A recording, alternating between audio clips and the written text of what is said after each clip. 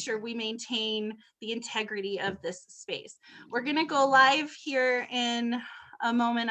I'm getting ready to live stream that. So if you have anyone who would like to be here but can't, but maybe they can catch it on YouTube, on Facebook, then they can definitely catch the live stream. So we're getting that set up as we rock and roll today. All right, some rules of thumb. No hate speech, no crappy attitudes, period. End of story. Yeah, you're welcome to use the chat. You're welcome to private message and private chat, but please don't abuse that privilege. If I find out anyone is sending hate things privately, that will end your time here as well. This has to be a safe space for everybody, and I'll make sure to keep it that way. 10 minutes more or less, poets, for your features tonight. Pretty laid back. I'm not gonna like honk a horn or like mute you, okay? I'm very much more chill than some other maybe hosts, but please be mindful of everyone else's time and don't take 30 minutes. I won't let you get that far. But 10, 12 minutes more or less is totally fine. If my screen freezes, that's because sometimes my internet speaks Spanish, sometimes it speaks English. I live in New Mexico in the desert, and sometimes it's not the greatest, but we will do our best this evening. The audio usually winds up working just fine. All right, so we're about started to go live. Does anyone have any questions before we get started this evening? Awesome. Pretty straightforward expectations, I think. Not a lot. I have a question. I have a question. Yep. Okay, yes. Go. Please go. Please. What are the rules on like profanity? Like, okay. Love it, Deja, bring it, right? I mean, you can talk about anything you want in this space. Anyone who's heard me on an open mic or a slam knows I love raunchy and I love profanity. I also love the deeply moving, right? So anything goes here, as long as it doesn't create an unsafe space for the other poets. Like if you were to get on here and blast Elemental by name, that he's so horrible, right? We got to make sure that we're treating each other kindly and fairly this evening. Now I can say that he's all this and that because I'm the host. No, I'm just kidding, Elemental. But yeah. Say what the fuck you want. You can say whatever you want. But if someone does get on here and starts attacking you and making it a personal thing, that will end their time here. So please just be mindful and be respectful and loving to each other. This is a safe, loving space, and I'd like to keep it that way. All right. I'm just waiting. Again, live is pulling up. Elemental, did you have a comment, my friend? Yes. One thing to every poet that's stepping in tonight to rip. Just one thing, man. Since it's going live, let's get ready to rumble. Let's get it, man. Let's get it. Let's get it. We in this thing tonight, man. For real. Let's jump it all the way off, man. I need all your energy because I'm giving you all of mine. You feel me? Let's get this thing jumped off. Let's go. Yes. Let's go. I'm just waiting for us to go live. Yeah, I'm just waiting for us to go live, and we still got people coming in the waiting room. So I'm just waiting for this to. I'm like, it's dragging. I'm so sorry, it's dragging. Here we go. I just have to put a title on here, and we will go.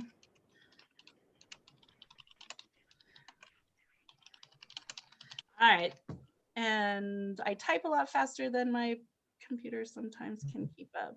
So I'm just checking, is my voice laggy at all? Sydney, your audio is a little bit in and out. Go ahead and say something and maybe, let's see. Hello, my name is Sydney. It's a little intermittent, but what you can do is you can turn your camera off. Sometimes that helps the bandwidth so that the audio is better. And one of the Is it better things, now? yes, that's better. Okay. Okay. Yeah, we'll do a mic check also, so don't feel like you know, that there's not get on, we'll do the mic check, make sure everything is good, and then we'll go. I mean, you're not, like I said, you're not on time. I'm not gonna mute you or boot you. All right, I'm gonna just, oh, we still have people coming in the waiting room, guys, so we'll just, if you would just, thank you so much, keep being very patient as everyone is, because it's now 10 after. I appreciate you all for your time and patience and love. We'll let these people get in from the waiting room.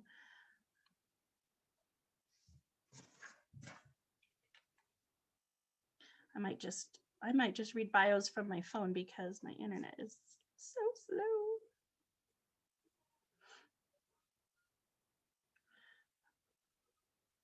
All right, does everyone know the order that they're in? Did all of the poets who are reading this evening see their order in the chat? If anyone did not, then please let me know. I didn't. PoetCon! PoetCon Rosfire! You're closing out the evening, my beautiful, beautiful poetic friend. So yes. Wonderful.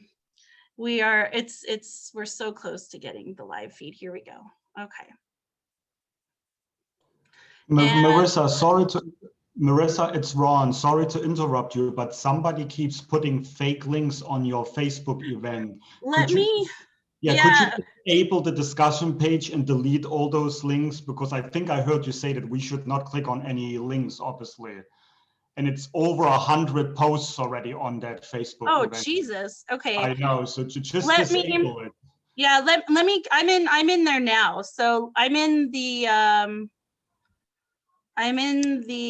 what do you call it? Okay, only administrators can post to the event wall. Okay, I've got that on here that only I can post to the wall.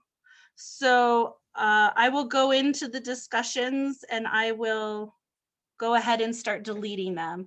Yeah, that's why when I did the poster has it typed in so that well, that's strange because the only thing I'm seeing on here is my post from 7 hours ago. Yeah, we can see like 100 posts. That's crazy. Yeah. That's insanity. I'm so sorry, guys. I wonder if that's because I as an admin, I can't see. The only thing I see are the 2 posts. So that's very weird. I'm only seeing 2 posts unless it got taken down already. But okay, but I did disable the posting, the ability to post the, okay. But anyways, I'll make between sets, I'll make an announcement on the page. All right, unable to live stream. I don't know why, but we'll get started and I'll troubleshoot as we go. All right, so I have this evening, Vernita Bostic is going to be the very first poet to lead us off. Oh my God, yeah, I'm seeing them now. Oh Jesus, yeah, I'm seeing all these now. Now that I had to scroll all the way down to see these. Well, that's a pain in the butt. I'm sorry, guys. Wow, yeah, that's not the page handle at all. Okay, I'm sorry, everybody, that happened. This is technology. Okay, Vernita, sweetheart, I'm trying to find your bio. Here we go. Let me pull it up and I will introduce you. And we will get this show started. So some ground rules tonight. This is not an open mic, but you are welcome to cheer on the poets during, when their sets are finished. Their sets are going to be about 10 minutes long, pretty flexible on that time. Feel free to unmute your mics, cheer them on between the sets. We want to make them feel good. We want to show their appreciation. Their cash apps and everything are in the event page. So let me go ahead and I'll put all that in the chat as well. But Vernita Bostic is a full-time educator as well as a comedian from New Jersey. I had the pleasure of seeing this young lady perform at the Norican Poets Cafe, and I'm such a huge fan of hers. I immediately said, you need to come and do this event. And she said yes. So thank you so much, Vernita, for saying yes. She's performed in several comedy venues, competitions, and festivals like Caroline's Comedy Club in New York, the Women in Comedy Festival in Boston, and was a semi-finalist in the American Black Film Festival Comedy Wings competition in California, just to name a few. Her comedy style is just like her personality, witty, sassy, honest, and uncensored. She will drop your jaw, provoke stares of disbelief, and force you to laugh, whether you want to or not. I can vouch that those things are very, very true. So without ado, please unmute your mics, give a big round of applause to Miss Vernita Bostic. Thank you. Go, let's go. Marco sounds Let's like go. I'm somebody important. Get it. Excited for this. Elemental. Thank you so much, everybody. Well, shout out to all of the performers for tonight, and shout out to Marissa, of course, for reaching out to me after New Year weekend. I'm going to be honest, Marissa, when I was getting ready for tonight, I was about to cancel on you. I was, because look, this has been a pandemic for almost a year now. I don't go nowhere. I work from home. I don't do nothing that requires me to put on a bra. Anybody else? Any ladies? Anybody? Anybody in the back? I'm sorry. Like, that's me. I don't even own a bra at this point. It's too much, right? It's just way too much. So I was about to cancel, and it's gotten so bad because my toilet broke the other day, right? And I called my super to come and fix it. And when he knocked on the door and I was walking to get ready to answer it, I realized I didn't have a bra on. I'm like, I can't answer the door like this. So I yelled through the door. I was like, all right, Alex. I was like, just come back later. I peed in the shower for like a few days. And then I called him, you know, when I was finally to like get ready to get fully dressed. I was like, you know what? I'm not doing this. Bras are overrated. Okay. They are overrated. And the pandemic has taught me about priorities. You know, when you get old, you learn more about priorities, and bras really are not one of them. Okay. That's just how I feel right now. Speaking of getting older, I'm about to be 42 in April. Yeah, some of y'all might be looking at me like, oh my gosh, 42. It's the headband. It's the headband. Yeah, I'm about to be 42, and getting older is cool. You know, I'm blessed to live to see another year. But I know that some things would change when you get older. I just didn't know my energy level would be one of them because I don't have any kids, right? And like, I noticed it more when people ask me to do things. Like when I was younger and my friends would ask me to go out, I would hop in the shower, get dressed and go, no questions asked. Now when people ask me to do stuff, I got to think about that shit for a little while. You know what I'm saying? Like before this whole COVID and pandemic, my girlfriend asked me to go to the movies. I was like, all right, cool. I said, you know, it'd be nice to hook up with her. What time does the movie start? She said 10. I looked at her and I was like, bitch, at night? I'm like, no, I'm sorry. It's like, you know that I get home from work at 4 o'clock.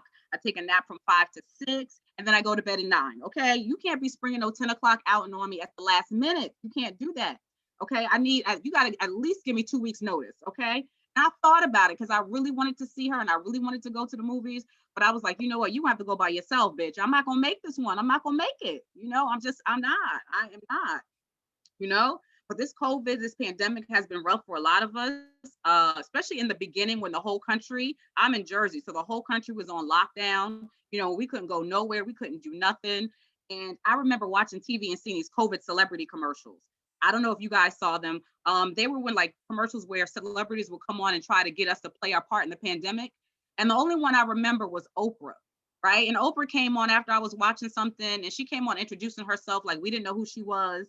She was like, hi, I'm Oprah. And I'm like, bitch, we know. Like, what are you doing here? So she was like, I just want to tell you to stay safe, wash your hands. And if you go out, stay 6 feet apart. Because if I can do it, you can do it too. I'm looking at the TV screen like, no, bitch, I can't. Okay, because your ass is in Monticello, California, sitting in a house with 70 acres. Okay, meanwhile, my black ass is in a 1-bedroom apartment in Jersey. Okay, that's so small I can stand in 3 rooms at the same time. I was like, no, I don't need you telling me what I can and cannot do, Miss O, okay? She's not looking like that. Now, I knew it was a commercial. You know, she was all done up, but y'all, her hair wasn't one hair out of place. Her face was beat. She was dripped in diamonds like she was in Amigos video. I was like, where are you going? It's a pandemic, sis. Like, what are you doing? I'm like, if you want me to answer anything that you you have to say, I'm gonna need you to look like me right now. I'm gonna need you to get COVID casual and get your COVID clothes on. So I'm gonna need you to get off my screen and come back on it on, ashy face, no makeup, old clothes, look like you ain't taking a shower in a couple days. You know what I mean? And take that bra off. It's like, where are you going? You ain't going nowhere. Comfortable, get comfortable. Oh, I love Oprah as much as the next person, but you can give me a lot of things, Oprah. Like, you can give me a car, but don't give me no damn advice. I don't want your advice. You can save it. I don't want it. I don't want it. But it's been rough for me. I know it's been, like I said, it's been rough for a lot of people during the pandemic. About 6 months before the pandemic, my boyfriend passed away. My boyfriend of 3 years. So I have been having to deal with the pandemic on top of dealing with grieving. And it has been a hell of a year, needless to say. And my girlfriend asked me the other day, and she was like, V, do you think that you're going to be ready to date again? It's been a year and a half. And I'm like, girl, I don't think so. Because I've always loved the idea of having a soulmate. And ever since I was in my 20s, my definition of a soulmate has been someone that makes me smile every time I think about them, someone who can finish and complete my sentences, someone who knows my innermost thoughts and feelings. And he was all of that and more for me. And I feel like I'm never going to find that again. And I was like, well, if I'm going to ever get back out there and look for that again, I'm going to have to change my definition. So my new definition of a soulmate has basically become the nigga that gets on my nerves the least. You know what I'm saying? Like, like, you don't even have to be nice. Just don't be annoying. I know some of y'all might be looking at me like I'm crazy, but like, look, I just told you, I'm in my 40s. Okay. I'm in my 40s. I do not have the energy to be finding a quality man. I just don't. There's not enough of them. Life is short. There's not enough time, and there's not enough men. I'm sorry. That's just how I feel, But I do know that if I do date anybody again, they have to be my age. Because when I was in my 30s, I dated somebody that was 8 years my junior. And you know how it is. They say that when you're an older woman, you date a younger man, they like to call you a cougar. The problem is I didn't feel like a cougar. I felt like a pedophile. You know what I'm saying? Like, the shit made me real uncomfortable, And I don't like young dudes that much anyway, because like, one thing I realized about them is that they're too tech savvy. They're always on their phones, texting, video games, that when it's time to have real face-to-face human interaction, they don't know how to handle it. I remember the first time that we were getting, close with each other, we were messing around with each other. And the one thing I do like about young dudes they are polite. They are very polite, because young dudes will ask you how you're doing. They'll give you a sex survey. How does it feel? Older guys don't do that. They just stick their finger in your butt and be like, you like that? You know what I'm saying? So it was a nice change of pace. So he was real polite, and he was like, Miss, do you mind if I touch you down there? I was like, hold up. First of all, Miss is your mama, okay? Second of all, yes, you can, okay? But when he started touching me down there, instead of him caressing me and touching me like a grown man would, do you know that this fool started swiping left and right on my vagina like he was on Tinder? Like, and after a few times, that's what my vagina was. It was Tinder. And I was like, you know what? I'm not messing with these young dudes. I got to leave them alone. I can't mess with them. Can't. So then I was like, all right, well, I'm going to date an older guy. So I started dating somebody in his 50s. And that was cool. But the one thing I realized is that 50-year-olds and 30-year-olds don't talk the same way. Like, 50-year-olds talk like from a different point in time in history. You know what I mean? Like, one of the best parts about being in a relationship is when you have nicknames for each other. And I can tell you right now from personal experience, a 50-year-old man is not going to be walking around calling you bae. He's not. But he will call you some old ass nicknames like Sugar Lump and some other stuff that he come up with. You know what I'm saying? It's not sexy. It's not sexy at all. And I ain't like having conversation with him sometimes, because I would ask him simple questions like, how was your day? Instead of him answering, it's good or it's bad, he would say stuff like, shit, I can't call it. I'm like, why do you sound like an old black janitor in a high school right now? Like, what is this? This is ridiculous. Like, I don't even understand what you're doing. Like, I don't even know if I can be in a relationship with someone who can't have a basic conversation without turning into Dolomite. I'm like, this is just too much. It's just too much for me. But I loved him because I love being with him, because we would go out. He loved to go out where we could go places I can dress up and look nice. And every time before we went out and, before we left the house, I would be like, how do I look? You know how we do, ladies. How do I look? He would lean back and he would look at me and he would be like, hot dog, watch out there now. And I'm looking at him like, is it too much to just say I'm beautiful? Like, am I asking too much? Like, I feel like that's a regular, normal request. You know what I mean? And he was terrible with technology, y'all. He was so terrible with technology. Because he was the oldest man I ever dated, it took me forever to feel comfortable enough to be intimate with him. But when I finally got to that point, I text him in a bunch of emojis instead of like telling him by words. I text him in a bunch of emojis how I felt. So one day I sent him a bunch of text messages. I sent him a bunch of eggplant emojis. Y'all know what that means. If you don't, look it up. But y'all know what that means. So I sent him a bunch of eggplant emojis thinking he would know that I'm ready, you know? Do you know that this man texted me back? He said, "Oh, no, thank you, Buttercup. I'm not hungry. I just ate. But you can cook the eggplant tomorrow for dinner." I texted that man back so fast and I was like, "Bernard, what are you talking about?" I'm like, "I wanted sex. This was not a dinner invitation." You know? But that's my time, guys. Thank you so much. I'm Vernita. Oh my God. Yeah. Way to come through, Vernita. Way to set it off. Way to set it off. Hell yeah. High school janitor part, man. That was the best Oh one. no. Okay. All then. high school girl, you janitors. did that. Okay then. Eggplant. I enjoyed it, Benita. That was Welcome. It's good to see you hilarious. back again. So good. That was so good. I Y'all did come learn back on what an Thursday. eggplant was. I did learn what that emoji was last year. Oh my. Straight up, COVID's changing a lot of things for me. Oh my God, you guys! Oh, Vernita, you're so amazing. Oh, thank you. I love stand-up, by the way. I love comedy, and I love women who do comedy, and women who do great comedy. So thank you so much for saying yes and being part of this poetry night tonight. Thank you so much for having me, and I'm looking forward to hearing the poets and spoken word artists. I'm gonna drop the cash, PayPal, Venmos, and things like that periodically in the chat.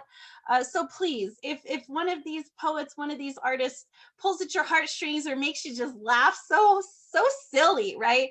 Just send them a tip, please. If we had a hat going around and you could drop $5 or $10 in it, it makes a difference. So, please give to these artists because they give so much to us. All right. And I want to continue not charging for these events. And so I can only do that if the artists say yes, and they can only say yes if they make something at the end of the night. Okay. All right. Miss Deja, you are up, and Elemental, you'll be on deck, of course. So let me introduce Miss Deja, Pierre, Jules. Oh my God, the talent in this room tonight. It's so amazing, and these young people. So I hope they understand. They probably will by the end of the evening, the caliber of artists in this room. So Deja Pierre Jules has dabbled in writing since the age of 12. She grew up dancing and heavily influenced in the performing arts. Currently a sophomore in college, she will soon receive her AA degree or AA and has dreams of becoming a professional dancer and actress. Woo! She also enjoys writing poetry and makeup artistry. So without further ado, please unmute your mics. Give a huge round of applause for Miss Deja Pierre Jules. Woo, woo, woo, woo. Right, Deja, let's go. Let's go. Bring it. Let's go. Let's go. Oh, thank you. Hello, everyone. How y'all doing tonight? I'm doing good. Your hair looks amazing. Thank you. Give us that melanin, hair, baby. Thank you all. I'm trying to make sure you guys can all see me because I'm reading from my laptop, so I can't see you. Is that okay? Yes. We see you. Yeah, we can Okay. see you. We see you. Okay, I'll go ahead and start. Skin. Hyperpigmentation, stretch marks, black marks, polka dot my body. I almost feel swallowed. I have chocolate skin like cocoa butter, Vaseline and shea butter sisters. I am insecure. I am not confident, but I'll be damned if I let someone inflict self-hate on me. I have to learn to accept myself, but I'm insecure. I secure myself in my ways of my mother. I watch her watching herself in the mirror, looking at her skin, the skin I used to be in, waiting for her self-loathing rant to begin. I love her body. I came from her body made my body. Yet she stands in the mirror hating herself, and she tells me, love yourself. I cannot do that. I am insecure. I am not confident. I must accept the skin that I am in. Thoughts rush in my brain. My mother hates her body. My mother loathes her body. I came from her body. I love her body. I love my body. My body came from my mother's body. When will I learn to love my body? I must accept myself for the skin that I am in, the dark, the brown, the black.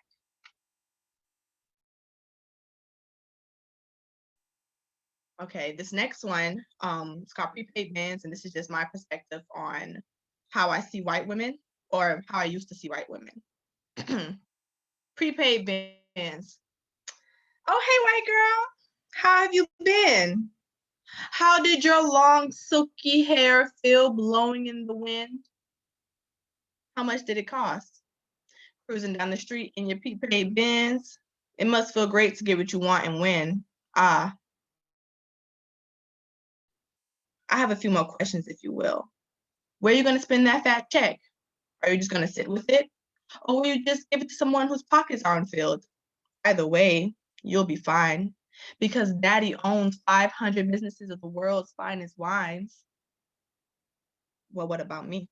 Should I just yearn for the things that I see, knowing deep inside that what you have is far-fetched in the realm of government assistance, poverty, and brown paper bag tests? You can only sympathize for the broken, battered scars scourged upon me. You will never understand the struggle and weight placed upon my shoulders, enduring the pain similar to that of my elders. Oh, I'm sorry. Does that make you uncomfortable? Knowing what I go through? Simply just reaching for my wallet is something I can't even do. I'm sick of pretending that this shit is okay. My mom keeps telling me, Deja, you just gotta pray. No, my truthful words and rhymes deserve to be stuck in your brain. I am not like my great-grandmother. You gonna hear what the fuck I gotta say? And to you, Mr. Trump, are we supposed to continue to be stumped while you slump after Obama, and the drama is ridiculous? The sad part is that it's not even his fault. We as a nation need to bind and build those broken cracks within. Start off by taking a look at her prepaid Benz. Oh, hey, white girl, you all right? Are you okay, KK? Guess what? I don't give a damn. When my ancestors were drowning, you never thought to lend a hand. And I know the old saying is 2 wrongs don't make a right, but when the first wrong was right, wouldn't it be right if I was wrong too? Now, little white girl, I'm getting tired. Been working 3 jobs a lifetime, but you just simply got hired. Hope your ass doesn't hurt from sitting in that prepaid Benz. The segregation is embedded in this nation's basis. Not all of us are ghetto with no education. Just take a look around at all the Black success that has been blazoned. I'm finished talking about this ridiculous fight, but I'll never shut up because bitch is my right. This next one is called Kaleidoscope. I see lots of things. Hearing what I see, silly dreams make me sing. I see colorful streets with people along them. I see colorful people along colorful streets, dancing together with no cares, laughing joy in the air. I see no harm. I see trees, apple trees, being eaten by my colorful people, consuming the fruits of their labors, and working hard for their respect, checking those who come at their neck. I see many things. This next one is called I Have a Dream. I have a dream, not like Martin Luther King, more like wanting finer things, always overthinking.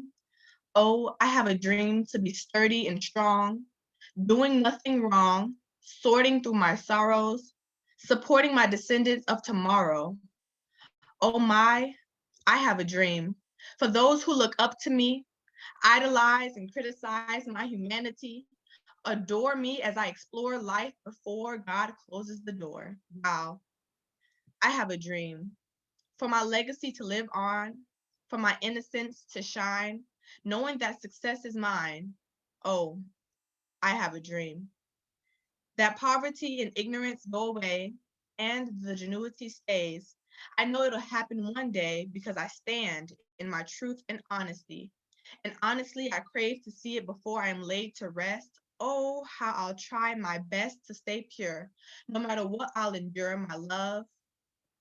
I have a dream that the nobodies know they are loved, shoving them into someone. Oh, someday I say there will be no suffering, only healing, mending, seeing, and believing. Now my time on earth has expired, but I hope with my retire, I inspired someone to dream. This next one is called Disorder, and it's a bit about my perspective of someone who lives with a mental health condition. I'm tired of talking, explaining, cutting slack. My illness does not define me. My condition is not my identity. The sly comments on my shortcomings have convoluted in my belief in myself. Can I do this? Short sentences, forgetfulness, long pauses make you look at me funny. Why are you looking at me funny? There's nothing wrong with me, right? Damn, I can't do anything. I forget to close the door. I messed up the order for our dinner. I bumped into that stranger. Why are you looking at me funny? I cannot help but think I cannot help but say what I think. That person's hat is twisted. But hey, I can't help but go ballistic if you keep looking at me like that. Why are you looking at me like that? Am I not what you wanted? Am I some mutation that you couldn't have flaunted? Sorry, not sorry. I cannot hide who I am. I will not hide who I am. I will show my bare soul to the world with every sound, every letter, every word. And this last one, I like to call this one alternative rock. Stop telling me I act white. I am Black proudly, clearly brown. I am me, and everything I do is a Black person thing. Stop telling me I act white. My taste in music is just right. The clothes I wear are my style. While I glimpse in the mirror, I do not question my Blackness. I do not second guess my Blackness. I do not doubt my Blackness. Stop telling me I act white. I jam and rock my head rhythmically.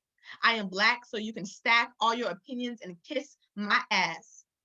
I am clearly Black and proud. I will say that aloud and never get tired. I am clearly Black and proud. I went from trauma to triumph. I know my worth. I know my journey is worthwhile. Stop telling me I act white. You sound stupid. I am an annoyed Black woman. I do not want to hear that. Stop telling me I act white.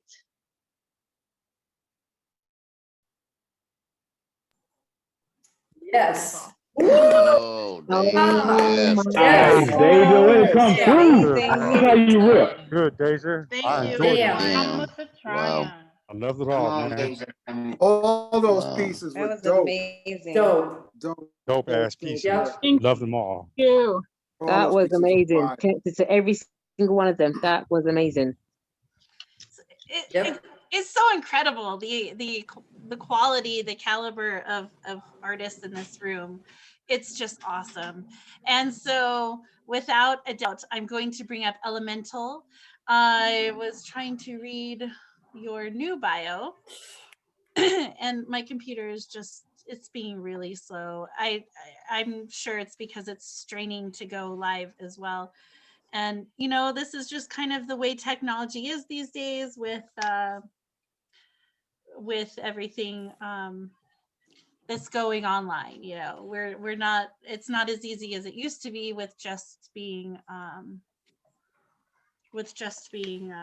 a coffee shop on a mic. But I will go ahead and let me see if I can pull up Elemental, your bio, my friend, at least the shorter version, LOL, because Elemental has an incredible bio. It's very long. I cannot read the whole thing, but let me see if I can at least pull. And I did have it pulled up, and then we went live, and then it didn't go live, so it totally canceled out of my window here.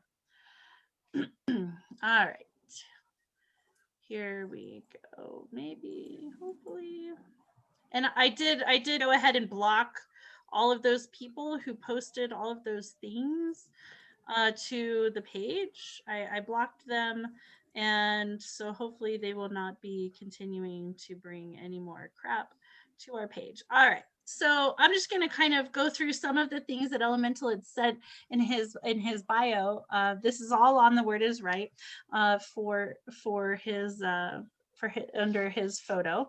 Elemental is a tortured soul, at times the creator of his own demise, judge and silencer of his wildest thoughts. He is fierce, equipped with ninjutsu, haikus, and Wu-Tang in his vase. I love Wu-Tang Clan. His heart is a metronome, keeping the tempo of his demise. He is a shark, apex predator, high seas of his tears. Finding more reason to cry than smile, he retreats into the formless safety of his artistry. He is the sun in the gloomy skies of his better days, the eclipse of truth that drives him off the cliff of woes into the raging flow of regret. Driven by passion that fuels the starship of his thoughts, he heals in his poetry. He has the might to comfort his depression, anxiety, and his inability to change anything that made him who he is. A harbinger? That's a new word for me. Of agony, writing wrongs into poems, one heartbeat at a time. Peace and blessings. He is Elemental, the poet. So if you would unmute your mics, please give Elemental a huge round of applause. Let's go. Elemental. This house down, my brother. I know you can do it. Been waiting on this, bro. Been waiting on you. Tear this house down, brother. No. Elemental. And Kingston are on deck. Yeah, Elemental. Thank you so much, everybody. Everybody hear me all right? Righteous. All right, I'm going to try to rip these 4 pieces, 1 short, 3 decent. All right, let's get it. I am the dark side, and anything good and everything bad with your perfect little fallacy. A villainous conjurer of righteous thoughts I was born, wrapped in this war paint I used to graffiti the American construct. Backsplash their backlash with mad color. This bad brother is a protest standing still. I am the red pill, conductor of this conscious railroad underground. Speak for my people who are lost and never found. Say it loud. I'm black and I'm proud. I am Elemental. This first piece is called Black, a letter to white America. This is an open letter to those who believe the definition of black by Merriam-Webster to be the gospel. Black is so much more than you can imagine if you look with more than just your eyes. Black was the new blue before you knew who you was, cuz. Blood been black back before pirates' beards and Shakespeare's in the hands of savages. Black is the old green before money was printing our curves with a currency, dignity, and dollars. Certain it didn't make sense, but they found a way to turn a profit. Black, like minstrel show faces and injustice court cases. It's militant as Malcolm, dubious as Du Bois, glorious as Garvey's star line. Black, as in the stone cold color of his beret as he sat in contempt. PhD in one hand, the other retribution. Revolution in his eyes, last name Newton. It's power fist, risen with defiance in Mexico City, 1968. You see, black is to be admired. For everything we touch, we take to higher heights. Man, black is balling like Kobe, LeBron, Jordan, Magic, Abdul-Jabbar with the pill like Megatron, Rice, Peyton Sanders, Cunningham on the field. It's Ernie Ladd, Junkyard Dog, Coco Beware, Abdullah the Butcher, and the most electrifying man in the business. If you smell all that soul cooking in the kitchen, gumbo, neck bones, oxtails, chitlins, cornbread, greens, and smothered everything. Black is that thing we swang when we sang. It's like candy, man, a thin line between the Persuaders and Switch and In Love with Mary Jane. Rick James, bitch. It's Harold Melvin and the Blue Notes, performing Blue Magic and Minnie Riperton at Stevie Wonder's Maze. It's Muddy Waters, putting out Earth, Wind, and Fire, riding a midnight star, dodging temptations and making impressions on BDPs and Public Enemies at the top of Sugar Hill with Cool Herc spinning Africa Bambaataa Soul Sonic Force, live from the mothership. It's light as a rock, UNITY, functified, spiced with salt and pepper. It's concerts played on sold out stages and still entering through the back door. Back before doo-wop was funk and Lil Jon got crunk, Black was the same then as it is today. Believe me, Black is new school, like an old school breakbeat on the pads of MPCs and 88 keys. We are the Pro Tools, elephants in every room, memory intact, but you still expect a song and dance like we've got Sambo or Quimbo branded on our backs. Read your history, check your facts. We've already tackled your setbacks. So next time you reach for your racist ramblings and fascist fallacies, remember, Black is poetry, Black is loyalty, and blood is thicker than bigotry. Sincerely yours. That old Black, that young Black, not new Black, that true Black, that who Black, that you Black, that ooh, bet you thought you knew Black. All right, appreciate y'all. All right. Hell yeah. I appreciate you. All right. All right. I appreciate y'all, man, for real. All right, this next piece is called New America. I am shots fired. I am excessive force. I am the first 48. I am no body cams and bodios and blocks, tenements and parks, projects, wards, and points. I am 151, a government granted search and seizure of the same illegal activity they perfected decades ago. I am the reason the bacon patrol the streets. I am 100 to 1, the smack in the American mainstream. I am 3/5, 2/3, and 15%. That's citizens, inmates, and people lost in this fatherland, disguised as wonderland. No Alice, just malice, park pusher, stack clips, higher than chips to secure this pirate booty. Excuse me. I am the loudest, rowdiest, rough, rugged, and raw. The minstrels make up more maize than Manilow, Lost Boys and Rat Pack, black exploitation across 110th Street, uptown, downtown, midtown, and Motown. I am handcuffs, the gleam in the metal and the unrelenting stillness of their cold grasp. I am one in the chamber, no warning shot, no marksmanship, same crack, just a different whip. I am history lessons printed on bloodstained pages and with crippled dreams in plantation English and the soul of genius. I am cotton in Alabama, Mississippi, Black Belt, Georgia. I am the Black Star Line, set sail, refuse to let our martyrs die in vain. I am the change. Less dollars, more senseless, millions more common. I am the burden of proof, the net and the noose and the fox in the hen house. I am the throwaways, only brought into pimp and preen, dust and cleed, a pimp and his trusty steed. I am the stone that the building refused the individual. Panther, Dynamite, Brown, Hornet, King, Pratt, Evers, Shakur, X, Douglas, Wallace, Turner, Teal, Garvey, Newton, Carmichael, Cleaver, Hampton, Lumumba, Luima, Diallo, Brown, Gray, Grant, Bell, Crawford, Rice, McBride, McKenna, Garner, Martin, Boyd, Bland, Brazil, Sterling, Carlisle, Castile, Gaines, Taylor, Aubrey, Floyd. Damn. Proof in the pudding, no dilutants. I am the nuisance. The craw in your crawfish, disco in your calypso, hip hop in your foxtrot, twisted like Bantu knots. I am the soul in your soul food, keeper of the old school, #1 stunner and the funky drummer. Pearl Harbor's #1 gunner, but it's our homes you pillage and plunder. With the same blood and the same mud for these divided states of New America, but you call me anarchist, fascist, separatist? I am not a monolith. See my character, not caricature. I am not your entertainment, nor your prey. I am the sound of your chickens come home to roost, the nails on the chalkboard and in the coffin. I am the screams of our ancestors, the piercing sounds of our children calling, crawling, clawing for a life never granted. You fooled me once, shame on you. Fool me twice, can't put the blame on you. Fool me 3 times, the peace sign, load the chopper, let it rain on you. Power to the people, man. All right. One more. Wow. Playing it right now. Smoke. Oh my God, you're on fire. One more. I appreciate y'all for rocking with me, man, for real. One more. This is called Legacies.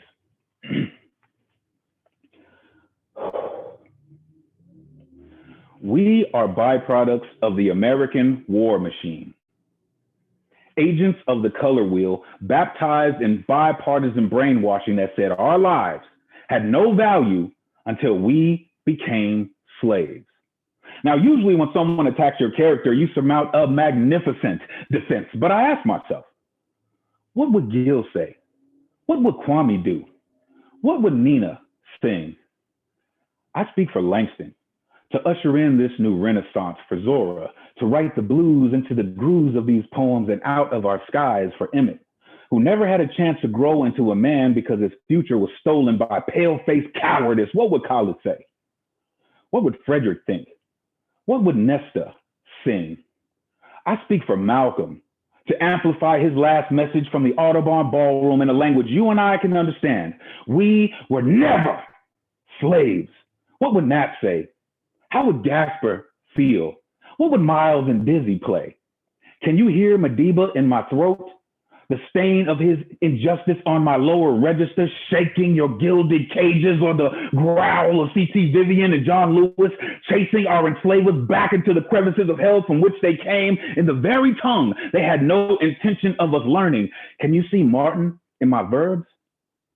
Living his dreams from the hilltops of New Hampshire to the slopes of California, can you hear their freedom in my voice?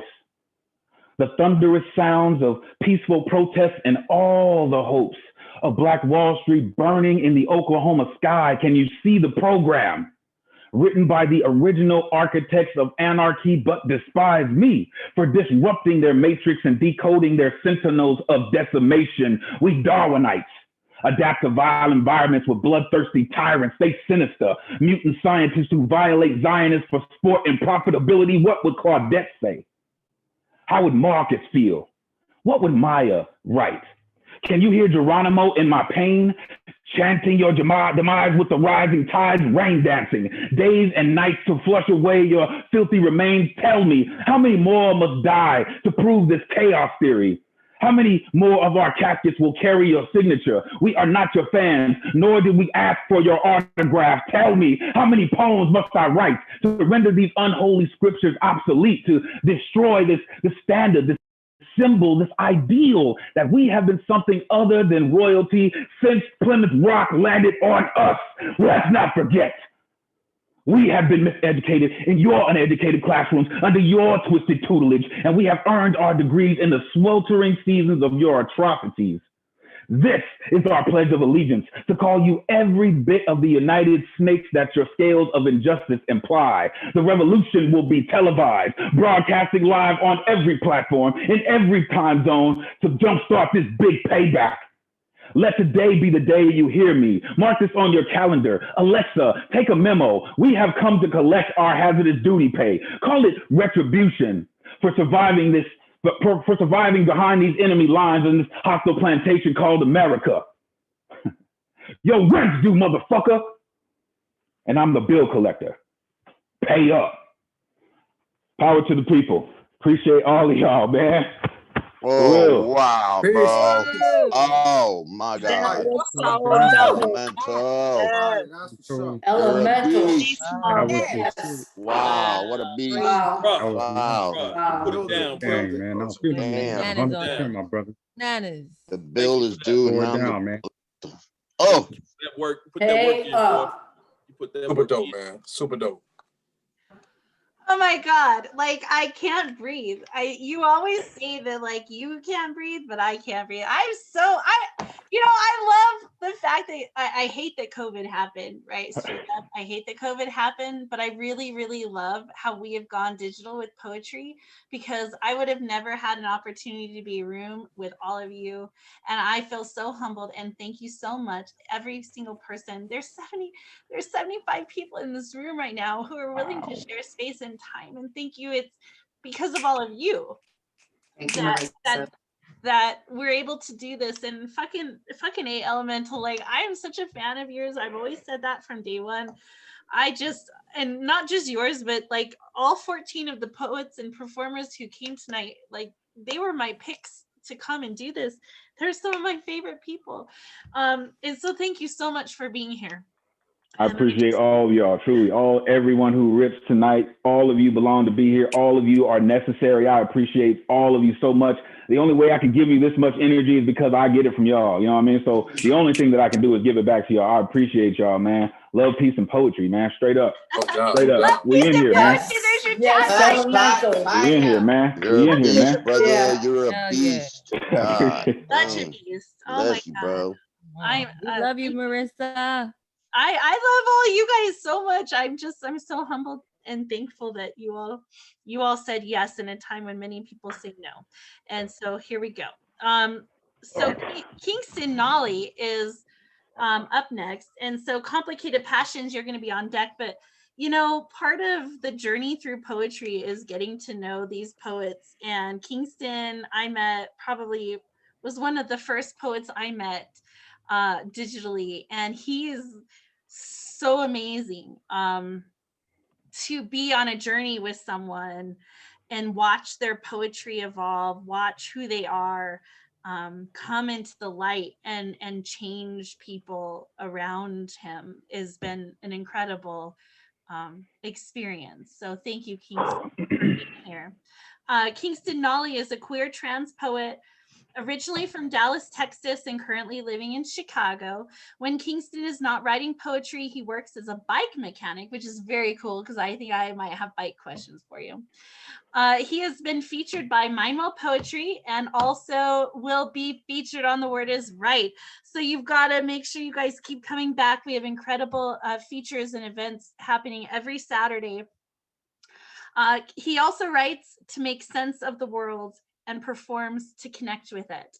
So unmute your mics, please. Give Kingston Nollie a huge round of applause. My friend, Kingston. Kingston. Let's go, Kingston. Let's go, man. Bring it. Bring it. Kingston. Yes. Come on. Come on. Woo! Thanks, everyone. Standing up tonight. Serious. Let me get this camera angle right. Okay. Can everyone hear me? Yeah. So tonight I have two poems, two pieces about two Black queer activists that I didn't learn about until college. And I just wanted to use my time tonight to highlight both of their lives. Bayard Rustin was born March 17, 1912 in Westchester, Pennsylvania. Raised by his grandparents who were Quaker, he was taught that there was a single human family and all should be treated equally. As a youth, he rallied against Jim Crow in his hometown. Rustin could never accept the status quo. He was never ashamed of his sexuality, mentioning to his grandmother when he was a teenager. As a young revolutionary, Rustin was expelled from Wilberforce University for organizing a strike. He completed activist training with the AFSC and moved to Harlem in 1937. He campaigned for the release of the Streetsboro Boys, 9 Black men falsely accused of raping 2 white women in Alabama. He enrolled in CUNY and joined the Young Communist League, but when ordered to cease protesting racial segregation in the US military, Rustin left the party. In 1941, Rustin helped propose a march on Washington protesting the military and employment discrimination. Lead organizer Philip Randolph canceled the march against Rustin's advice. In 1944, Rustin was arrested for refusing to serve in the military. He spent over 2 years in prison, steady protesting segregation while being open about his sexuality. Angering authorities, Rustin stood firm in his belief of equality. After his release, Rustin joined the Congress of Racial Equality team for the 1947 Journey of Reconciliation, the early version of the Freedom Rides. He and other members were arrested several times. Rustin at one point was sentenced to 30 days in a chain gang. He traveled to India in 1948, and upon his return to the States, Rustin wrote that the only weapon we have is our bodies. We need to tuck them into places so wheels don't turn. In 53, Rustin was arrested for alleged sexual activity with another man in a parked car. Suddenly, his sexuality was known widely. Rustin was forced to resign from the Fellowship of Reconciliation due to this conviction. He felt he had to sublimate his sexuality in order to live peacefully. In 56, Rustin became an advisor to Martin Luther King, introducing him to Gandhi's philosophy on nonviolent civil disobedience. Rustin helped King create the Southern Christian Leadership Conference. In 60, Black leader and US Representative Adam Clayton Powell Jr., angry that Rustin and King planned to march outside the DNC, decided to threaten them to leak to the press a rumor that the two men were lovers. King called off the march and distanced himself from Rustin, and Rustin had to resign from the SCLC. In 62, Rustin was recruited by Randolph to plan the March on Washington for Jobs and Freedom. A talented organizer, Rustin was again sidelined, this time by Roy Wilkins of the NAACP, saying that an important event shouldn't have someone with such liabilities at the front. These weeks before the march, 3 weeks before the march, segregationist US Senator Strom Thurmond attacked Rustin personally. Enemies of desegregation tried to stymie his work by highlighting his sexuality. A person with his liabilities had the leadership qualities to be integral to the success of the March on Washington, and then went on to New York City to organize the largest civil rights protest in this country. From protest to politics is where I see his disdain of Black nationalists and Black power politics. He shifted towards coalition economics. A leader in the labor movement, he pushed African Americans to be in unions, but overly concerned with optics and white allyship, Rustin was considered a sellout in the eyes of civil rights activists. In the 1970s, he supported US military intervention internationally. He leaned into neoconservative beliefs. His former colleagues in the peace movement viewed this as a betrayal of his nonviolent ideology. Rustin did not become a gay rights activist until the 80s, in an 86 speech saying that gay people were the new barometer of social change. Rustin was an activist in many avenues, but he wasn't on the forefront of the gay rights movement. Rustin didn't walk out of the closet, he was pulled out by the collar. Rustin's partner from the 1940s said that he was never ashamed or guilty. He was out publicly, but his sexuality was separate from his advocacy. Back in the 1950s, Rustin had pacifist tactics that were labeled as weak, today seen as appeasement, but was actually a statement of strength, a message to the world showing racist violence done to human beings who were going against the valid instinct to raise their hands in defense. Rustin's contribution to the civil rights movement faded from prominence. Discrimination had pulled his work behind the curtains. Rustin was an architect of the greatest moments in history. I am happy that after years of his story being buried, his fight for the rights of marginalized communities is being recognized. Today's Black LGBTQ youth can see representation in Bayard Rustin. So that's the first one. That's it. That was brilliant. Thank you for sharing that. Okay. Rivers have always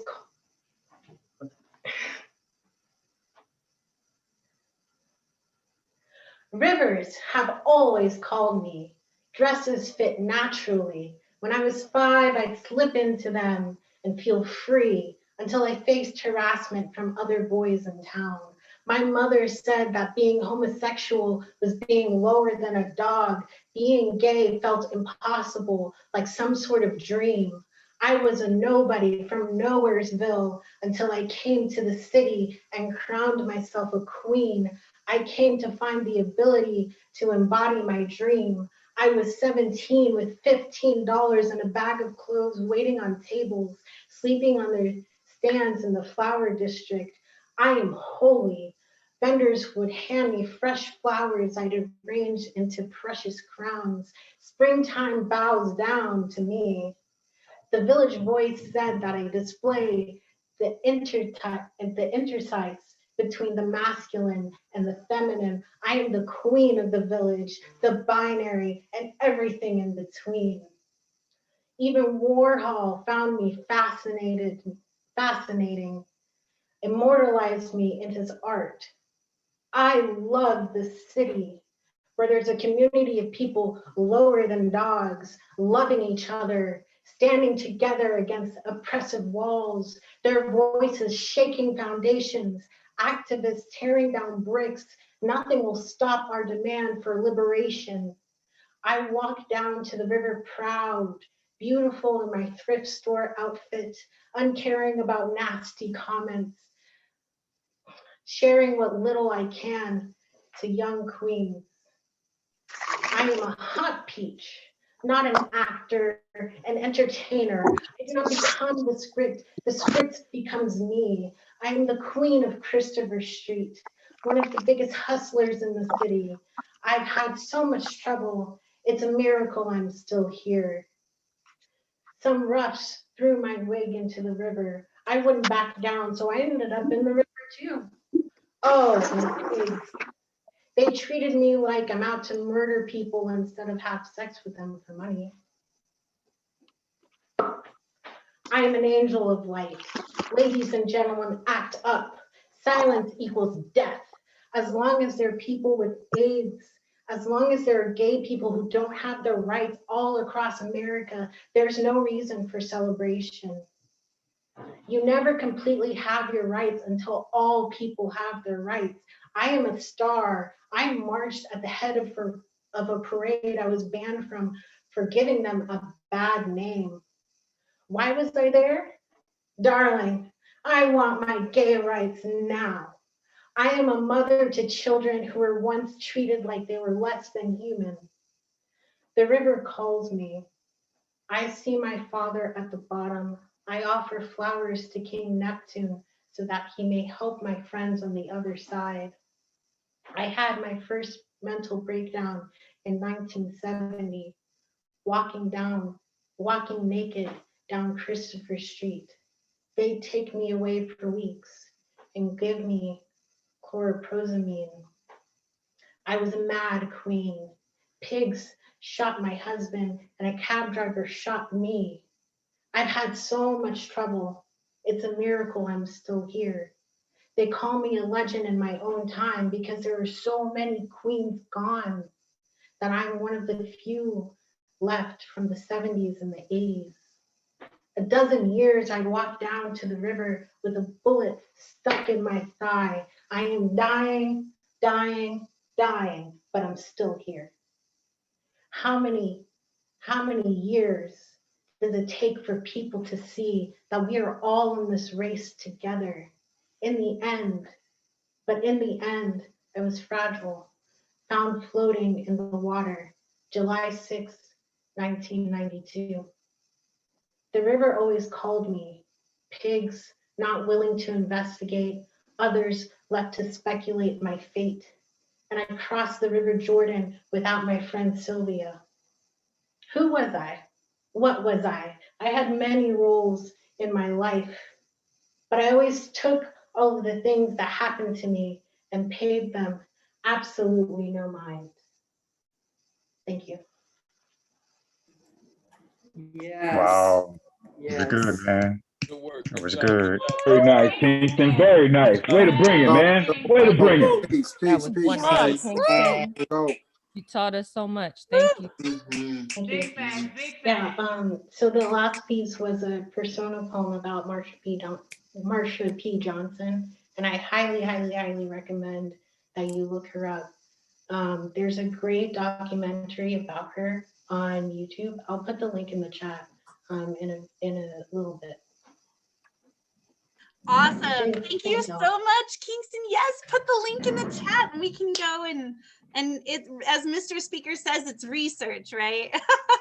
So we definitely want to be researching things. I think we should do the great debaters like you and Mr. Speaker. That would be pretty awesome. A night of poetry.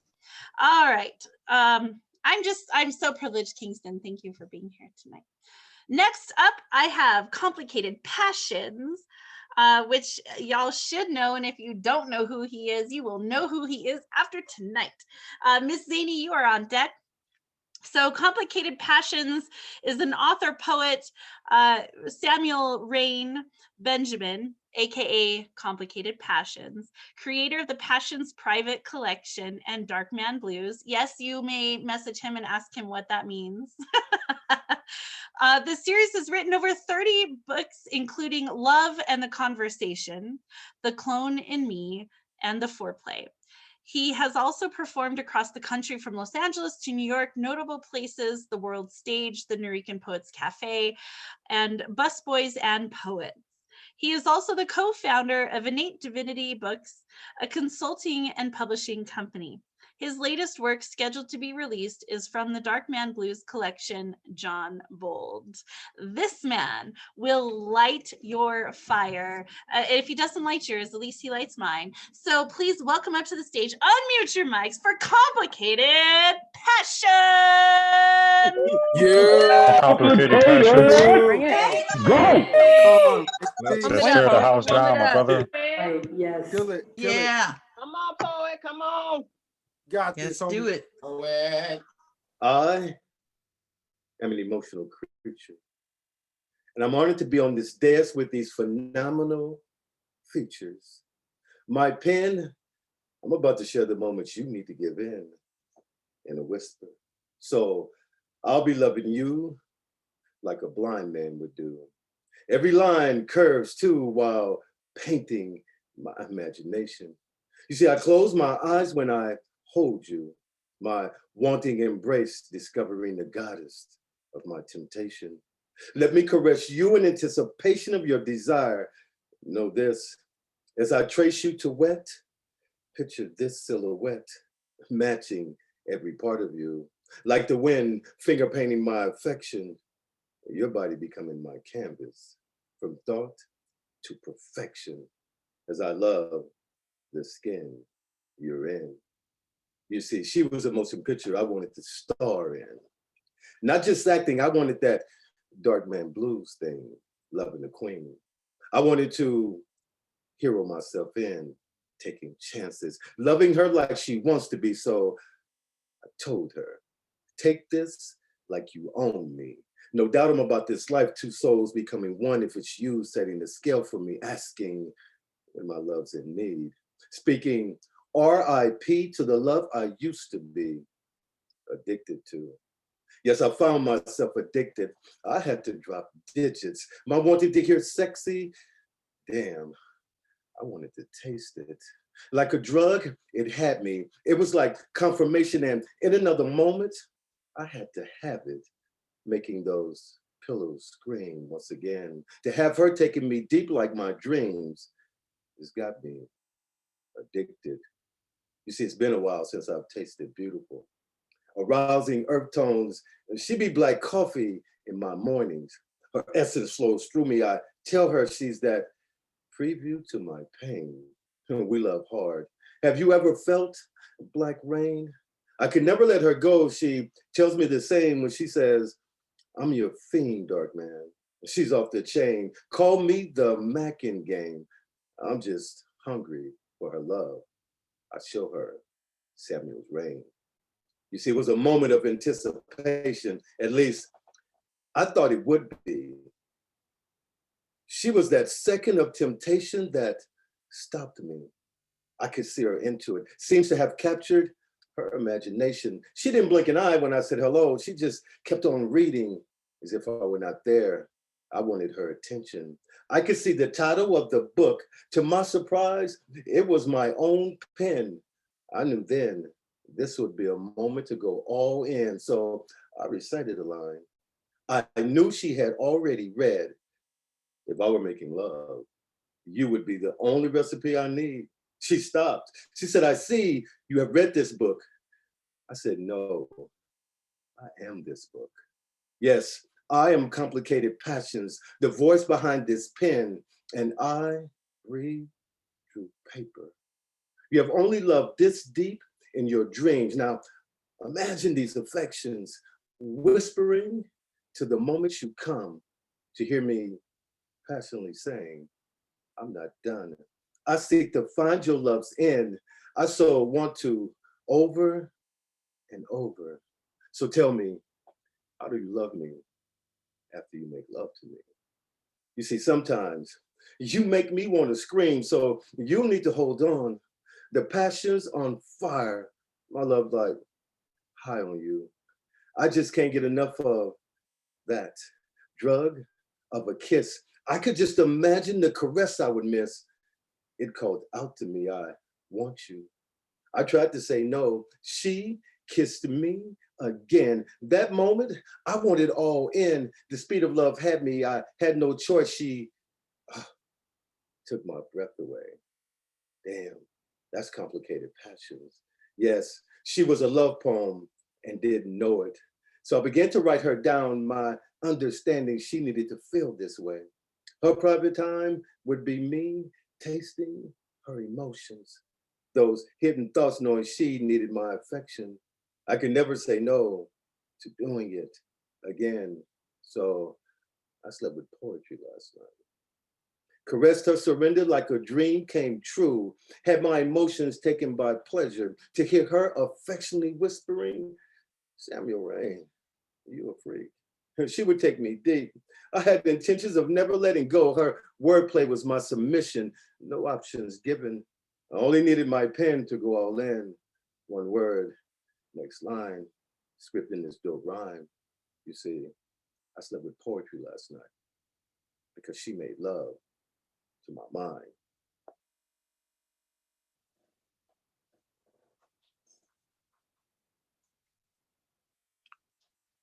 All right. So I'm gonna do this little short and I'm gonna get out of everybody's way. All right, thank you. I'm going to love you with all of my senses. Not just the 5 they mentioned, my 360 coming in dimensions, encompassing this reality. If I were making love, I would inhale the scent of you like the sheets do. Take your breath away like a silent movie to be deeper into you. You sing it to me and I come alive. The fire in your body engulfs the depth of my soul and I feel you like music. See, I've had hints of you. Can't hide the beauty behind the tints of you. Glare, bright like sunshine, making me feel like I hit a gold mine. Jackpot. You are more than worthy of my best shot. Wishing you, missing you, swishing you like a Stephen Curry jump shot. All net, sweet like candy, tasty as it can get. Makes my mouth wet. Hot like July and it ain't even summer yet. You see, I just need a little bit. You don't know me yet, but it's about to get real. I need a love that's deep. You might even have to be a complicated freak. You see, I'm looking for those moments you never knew exist. Tempt me to dare. I want a woman who can take me there. Yes, I'm looking for that love sign that says, Be aware there's danger up in here. High passion content. Oh, it's about to get wet. Can't wait till we get home. I need your loving and we're alone. So tell me, can we get real and not pretend so that we can get it in just a little bit? Thank you. Nice. Oh, yes. Complicated, does Oh, it exist? yes. How you bring it, bro? Build it. Nice.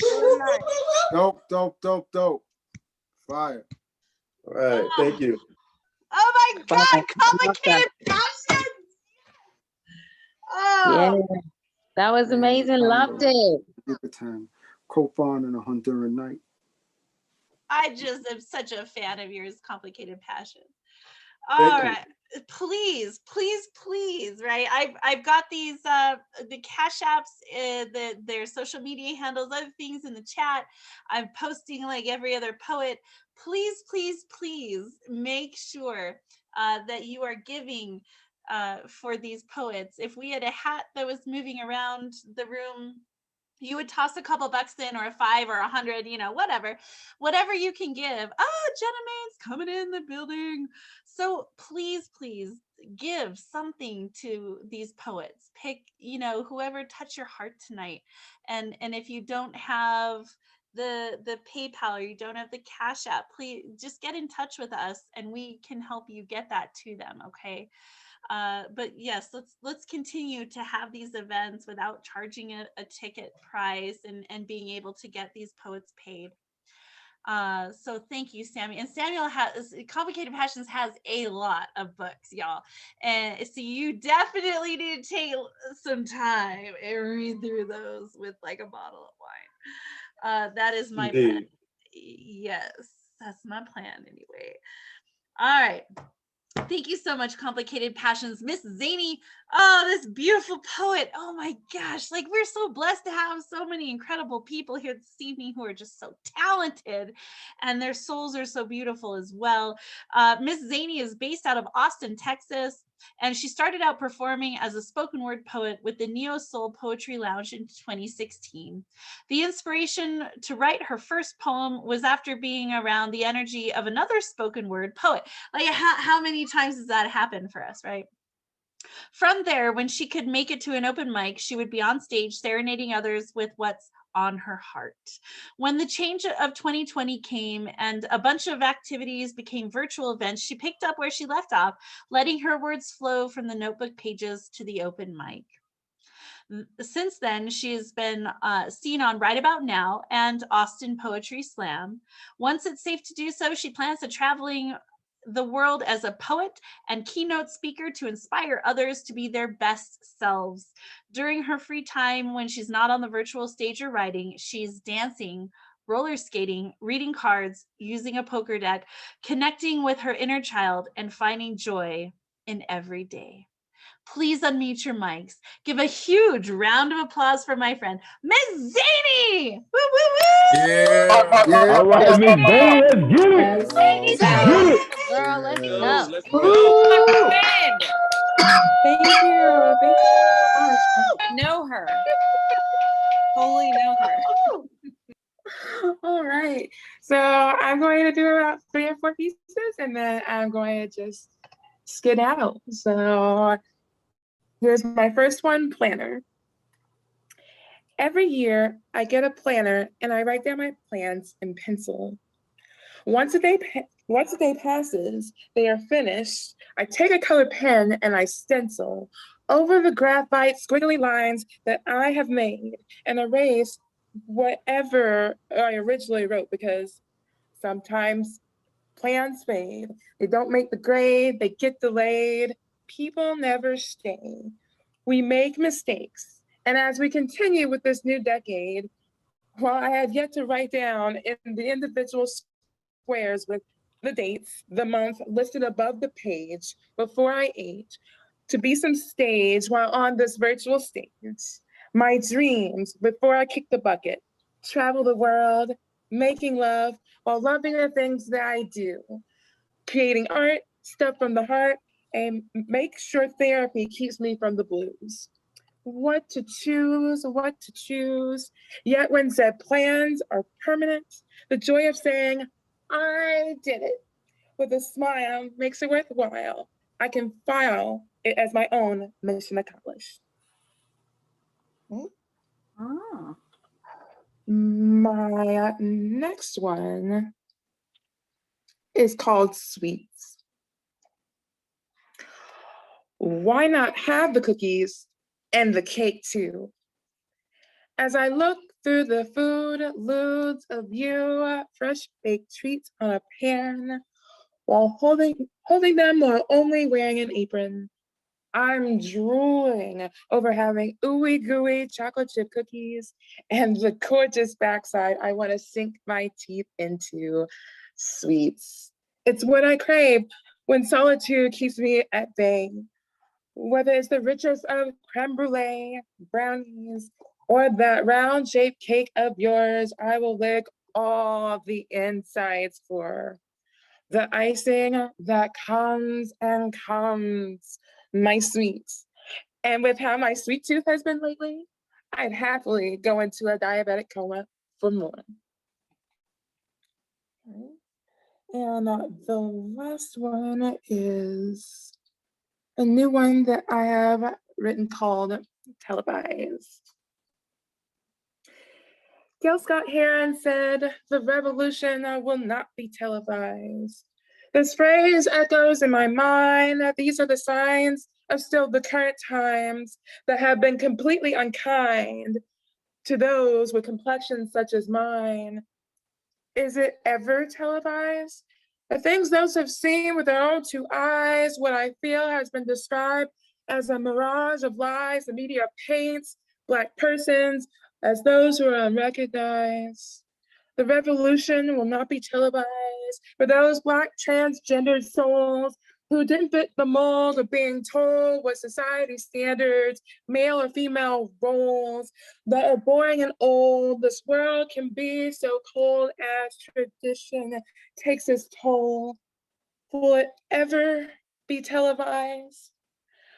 Black Lives Matter, we keep saying other races think we're playing when all we want to do is keep raising Black voices up when they are awakening to the bullshit that we have been feeding on with our lives. For those to keep seeing, I am tired of hearing, we can't keep breathing.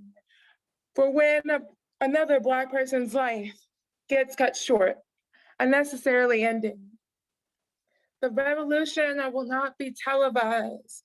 Tired of Googling Black plus whatever. Tired of waiting for more horrible endeavors. Tired of marching on forever. Tired of running from shitty weather. Tired of explaining my existence altogether. Tired of burning, cutting to sever. Tired of being careful no matter what the measure. Tired of persuading, can things be better? The revolution will not be televised. Is it even televised? The revolution will not be televised. When will it ever be televised? The revolution will not be televised. I keep questioning, is it ever televised? When can we stop to live our own individual lives? Can we stop asking, don't shoot us before we die? Now I'm getting tongue-tied.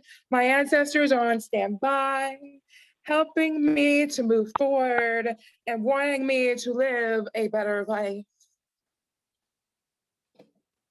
Thank you. Nice. I like it. Love it.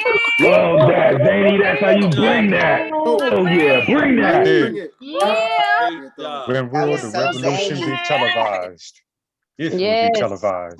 Zaney in the building. Televised. The revolution will be Zoomized. Right. Oh my God. Get on the Zoomized. Oh man, Miss Zaney, I'm so glad you're here. Beautiful. Like I just couldn't wait. I was so excited.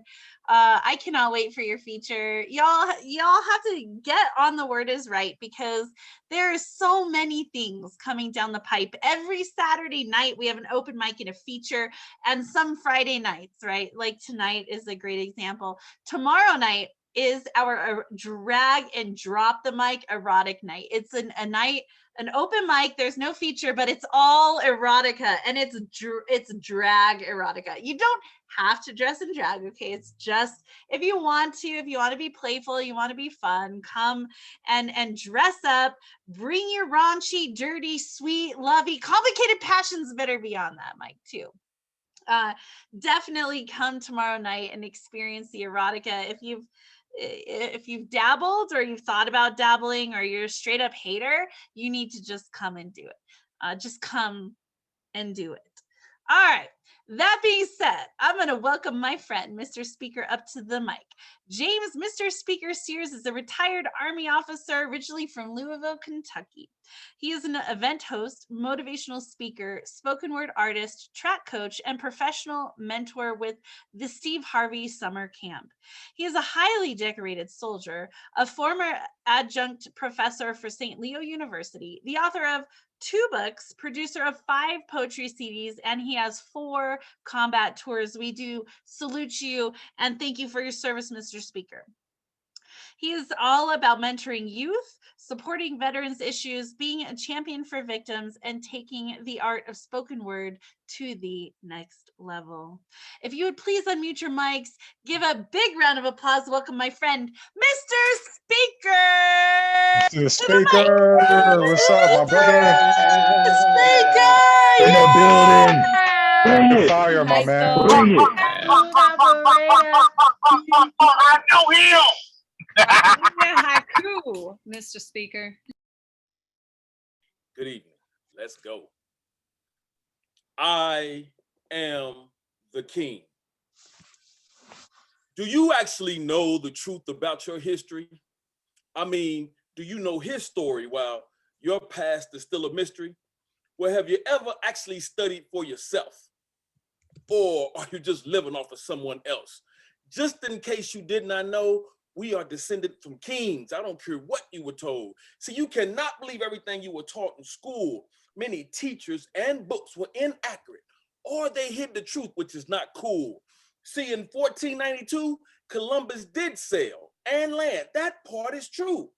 But actually he was lost.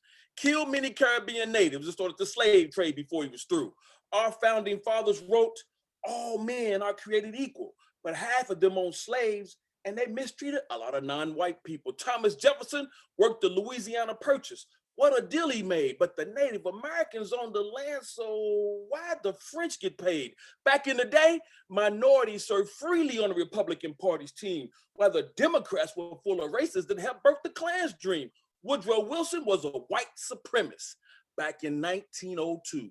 As president, he set blacks back 100 years. See, baby, that's something else teachers and books neglected to tell you. Knowledge can be one of the best friends you could ever have had. Walking around ignorant is ridiculous and extremely sad. The fear they have of me dates back before they started counting the days, because when I ruled the world, they called it the Dark Age. So study your history, as that should be one of your main directives. Now let me address a different audience from a slightly angled perspective. While I was king, I welcomed you into my land openly and blindly. You stabbed me in the back, so please don't remind me. You stole me from my homeland while you were on your crime spree. You forced me to work your lands while you prospered so handsomely. You taught me lies, which I accepted wholeheartedly. You raped my women for years. So now even your blood runs through my seed. Look at that black queen walking and living so boldly. Thanks for leading me back to my God, because you realize he also loves me. Then I prayed to God who set me free from your tyranny. After slavery, your justice was hanging black men in public from trees. You even used me to subdue the native man, you know, your other enemies. But I've been through slavery, so that does not define me. I deal with your racism, and I refuse to let that bind me. I even had to sue you in court for a right to get an equal opportunity. I prayed to God to forgive so we can all live more divinely, but don't push me, because see, not all that anger is completely behind me. We can work together, lead this world so we can all live freely. But just remember, we are equals. So come, brother, walk beside me.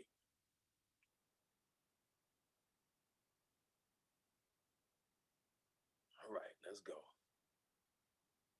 So let's grow. Let's learn something. The origin of religion and slavery. It is written in Genesis chapter 3, verses 22 and 23, that from the Garden of Eden, God drove out Adam and Eve. The Bible does not actually state where God drove man to next. A logical guess would be Africa based on clues outside of biblical texts. Anthropologists and scientists believe Africa is the origin of man, you see.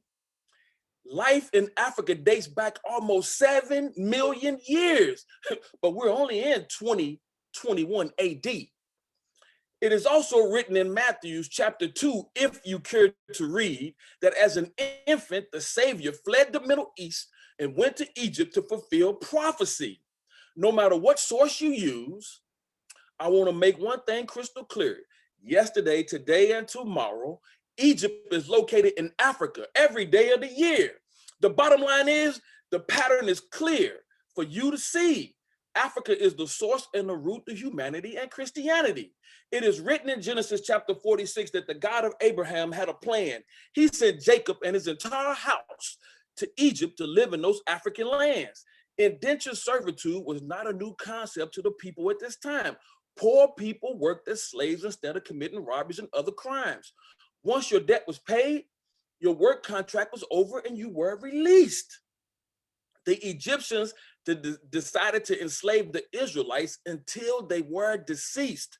The Egyptians had just introduced a new form of slavery to all mankind. Understand this, the Romans were learning at the feet of the Egyptians during this time. Africans had just enslaved God's chosen people with no hope of being released. 400 years of oppression before God sent Moses to lead his people to peace. As the Romans conquered, they enslaved everyone they caught. Through Rome, the Spanish, the Portuguese, the French, and the British learned the slavery the Egyptians had taught. These European countries then revisited that slavery back on the Africans. Captured, beaten, chained, shipped, and whipped like no other humans. Christopher Columbus officially started African slavery in 1492. So if you do the math, approximately 400 years of payback laid in Africa's past. Africans have survived and now thrive while making several course corrections. Keep your head up, free people. Your debts are paid and we are headed in a new direction.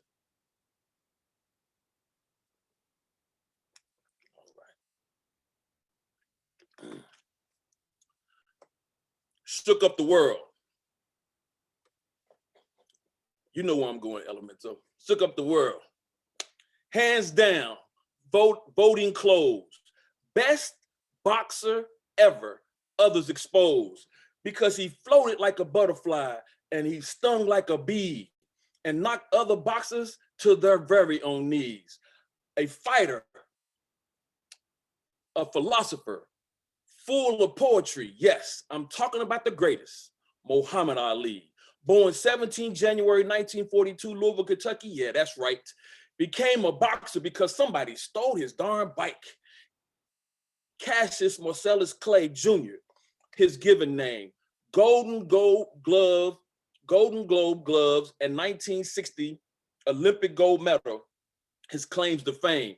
He graduated from Louisville Central High School, the home of the Yellow Jackets, in 1960, not 63.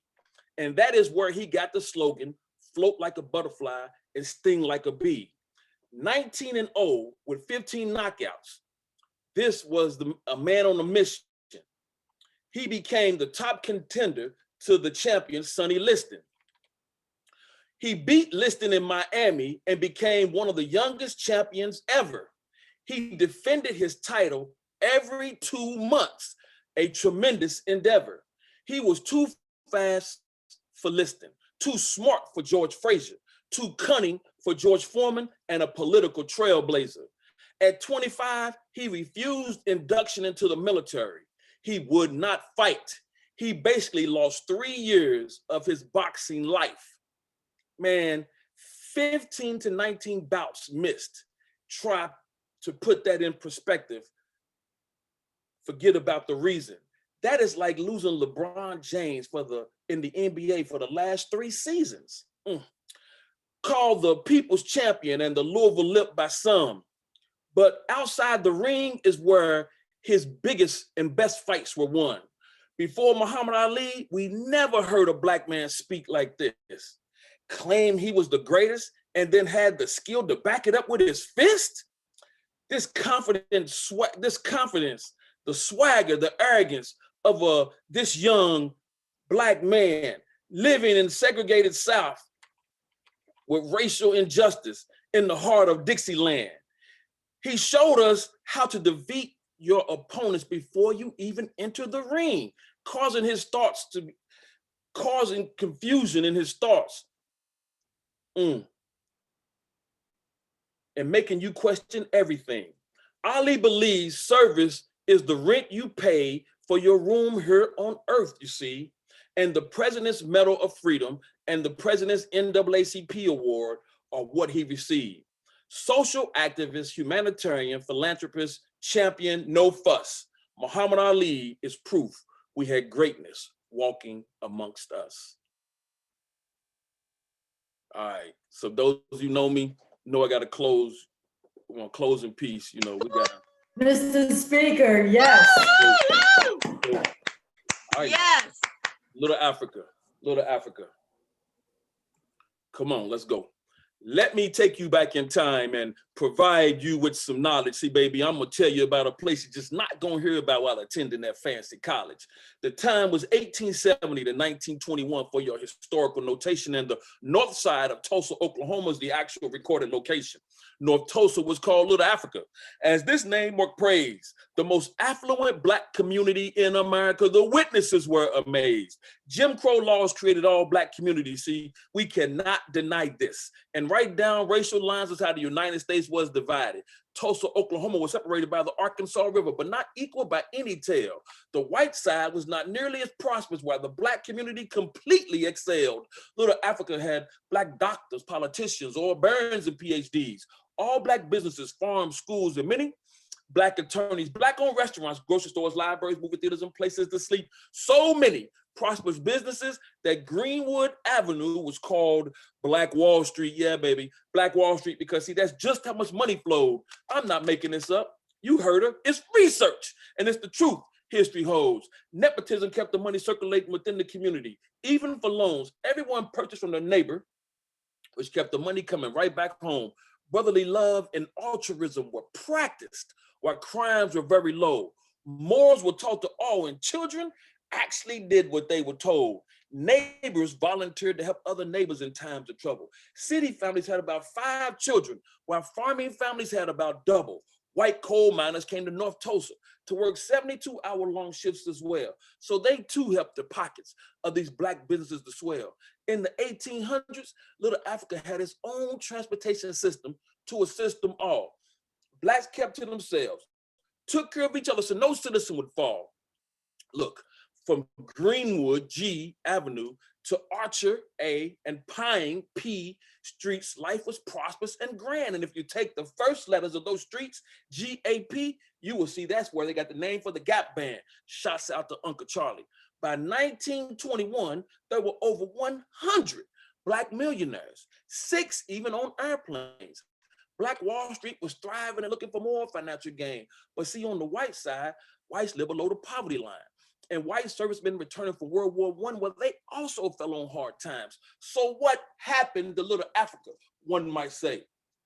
Well, the Ku Klux Klan decided they were going to take that prosperity away. So on the 1st of June, 1921, envy, greed, and jealousy took control, and the Black Holocaust in America was about to unfold. This race riot was one of the most violent ever carried out on American people. It was the largest massacre of non-military Americans in history with no recorded equal. Within hours, hundreds of Black-owned businesses destroyed on the north side of town. 3,000 men, women, and children dead. Hundreds could not be found.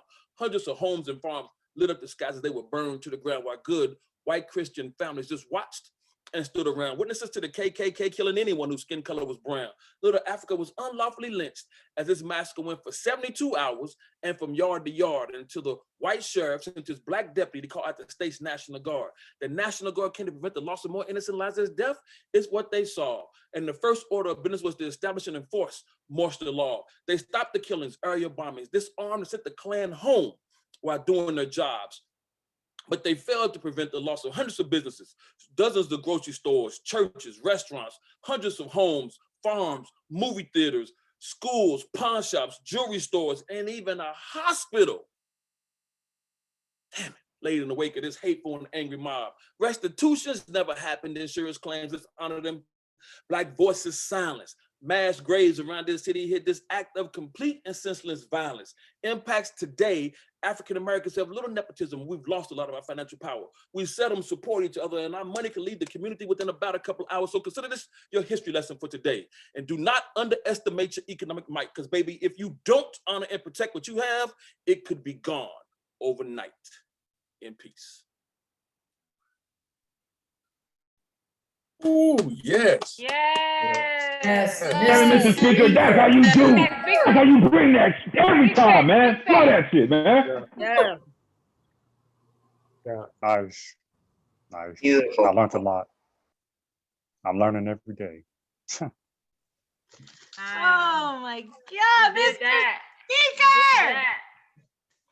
Oh, Mr. Speaker brought it again. He's so sensational, right? He's so phenomenal. This man has so much knowledge and intelligence, and he tells these stories in a way that just like suck you in. And he's like, I'm gonna feed you all this information. I love it. I'm such a fan of yours.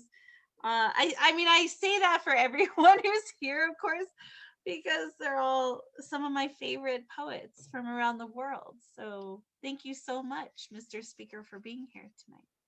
I'm going to keep dropping the cash apps in the chat like every other poet. So please make sure that you're donating, that you're giving what you can to the poets who need it tonight and the artists who are sharing their time with us. Next up on the mic is Ray Jane. Oh, Cassandra's coming into the room now. Awesome. Moody, you're going to be on deck. So Ray Jane, like, she is something special. Like, I can't even tell you guys how special this woman is. I cannot. I'm so looking forward to the things that are going to be happening in the future for this poet. The world is her oyster as far as I'm concerned in the things that she wants to do.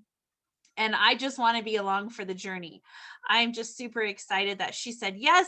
I saw her for the first time at the Nuyorican Poets Cafe. Like I met many of you, right? It's COVID leads us to the most interesting places, to the most interesting people.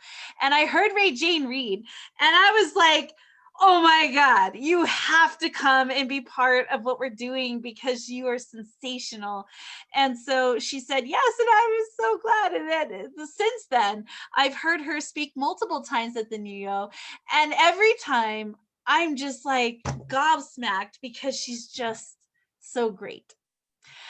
Ray Jane is a New York girl down to her toes, born in Brooklyn and raised in Far Rockaway, Queens. She has always loved writing, and writing has shown her how to love. She tries to take that love. Oh, sorry, someone hang on. I'll try to do a really good job of making sure people are muted also, just so you guys know. All right.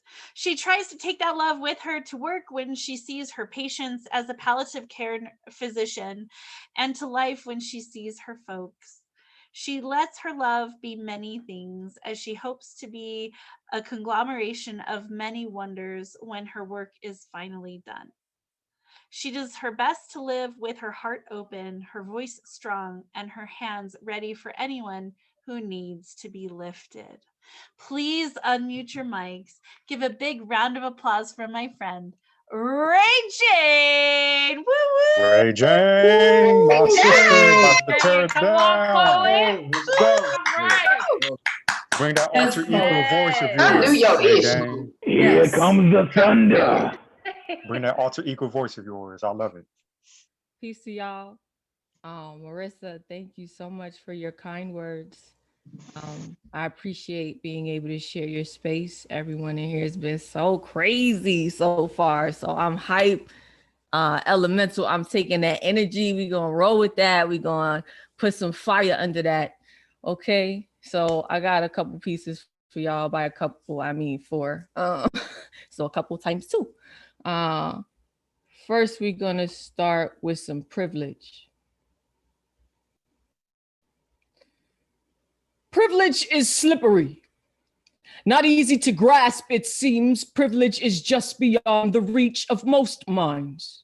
They find it too hard to conceive that they could live on top of we.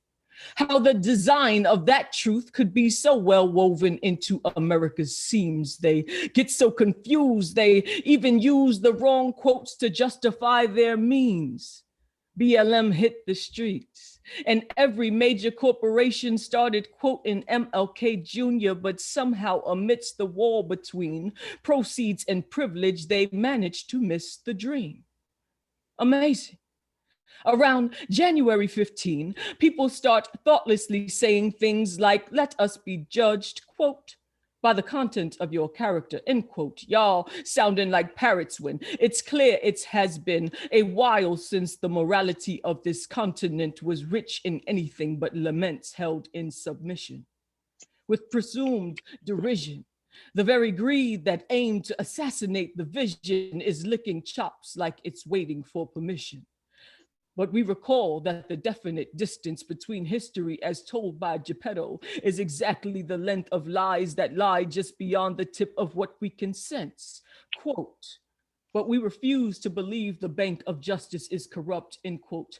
If hate was the bad check that America produced to cover its debt, then the superstition of race must have signed it. The truth of the dream came later. King, speaking from within the wilderness, tried to challenge the thing, dangerously demanding, quote, confrontation or confronting our nation until there is an honest conversation with it, end quote. If we are going to build a person by their words, let's not mince them and hide the hands of hired men. Distraction from the truth is the sickness in it. How would you react if the facts suggested ain't no difference between rights and privilege? But the definition was edited by Jim Crows who stand to make a profit off the sale of the latter of those. Interesting aside. If you put privilege in the thesaurus, what is offered is prerogative, but let's not get off topic. Yes, we were talking about placing privilege across the tracks and claiming you have to have the right to live close to that. We all been hacked, been stuck up in this shell since the plan was hatched. If you really want to honor Dr. King, quote the other America and see how quick a bullet can kill fact. Okay. Thank you. And the next one is called 13. Big Queen. Thank you. 13. Colonies colonized me, hung me from every tree. 13. Amendments amending me with moniker of beast. 13. Reasons to continue slavery, unreasonable to grab for free, treat me like I'm only 3/5 complete. 13. Stripes on flag, naked ropes, noosing seams are ripping, winds of change whipping, white so blue, America been crippin'. 13. So mean, got elevators jumping from 12 to 14, most salient curse I've ever seen while alive, but then there's always 45. The next one is called Go Girl, you go poet. Thank you. God damn it, you better spit that shit right there. You better fucking spit. Oh, let's go, right? The next one is called Black Econ. Hoovering my coins, you can tell I'm a pro. Pushing photons like physicists, I domesticate your logic with this counterintelligence, acknowledging you, debunking, destroying, bombing, playing coy in courtrooms and conferences, I spook. Press select buttons to get you running, out and gunning, black berets cause they coming, trying to get you to picture yourself before they frame you, hem you up like Santa Monica, like Pratt, hunt you like Martin when he wandered into wilderness, also known as researching economic evidence for why we have yet to claim our excellence, how the dollars don't add. Convince you that it's bad to keep resources in own community to feed poor babies free breakfast or sustain them with sustenance from ground, grow fresh fruit in the ghetto we Geppetto and don't even know. Starving for more than liquor stores and Starbucks that don't give a fuck if we eat. Despite that, we spend recklessly. Come go on a journey with me, Ken. Call yourself Dollar, and I'll provide the skin. Let's get clear on how long you'll circulate here. Can't make a plan for you until you understand the brevity of your lifespan, because if you Asian, you spend an average of 28 days in Asian hands by Asian means. This is true-ish. And if you would be 19 if you were Jewish. But nah, you are Black Dollar. No one can hear you holler. You evaporate quick, not talking days, I'm talking hours. In fact, I'm talking 6. So sis, when you are pondering riches or how best to exist, make it stack, bring it back, protect it in mind, your Black businesses. All right. And we're gonna end with something for my Black women. This is called Dealer. As a Black woman, I've been dealing since I made the deck, and I ain't stopped yet.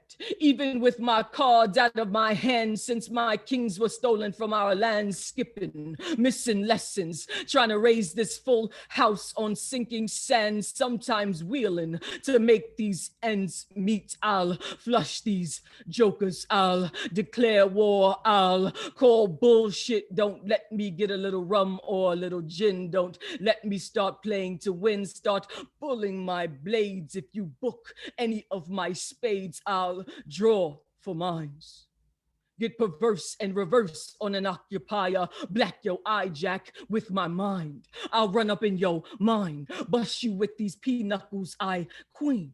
Bend my body like bridge, beg my people to walk swiftly over it to return to ourselves. I've been strong. I've been capable.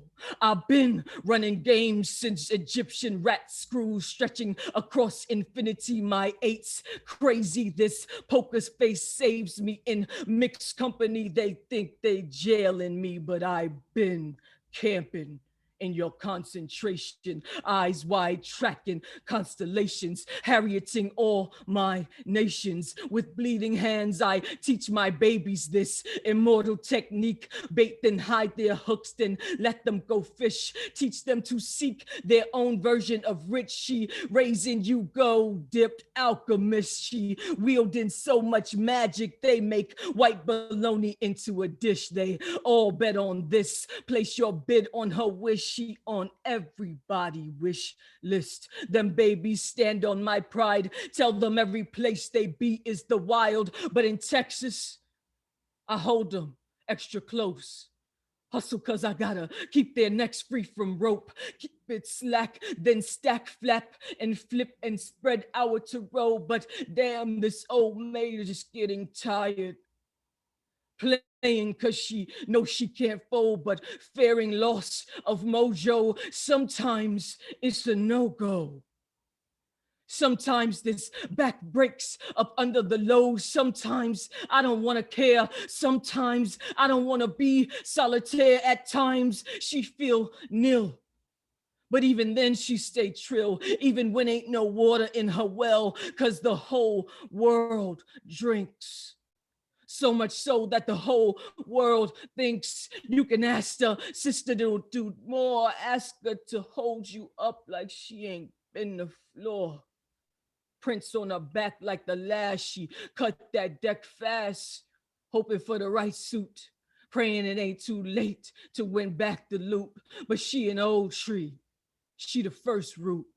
So she keeps it close to chest. Store her water, get her rest. Then show her hand when she manifests. Then sweep up these ends and make the best of whatever is left. Thank you. Oh, you better do all of that. Ray Jane. Come on. That was deep. Damn it, Ray Jane. I've been camping in your concentration. That was my favorite line.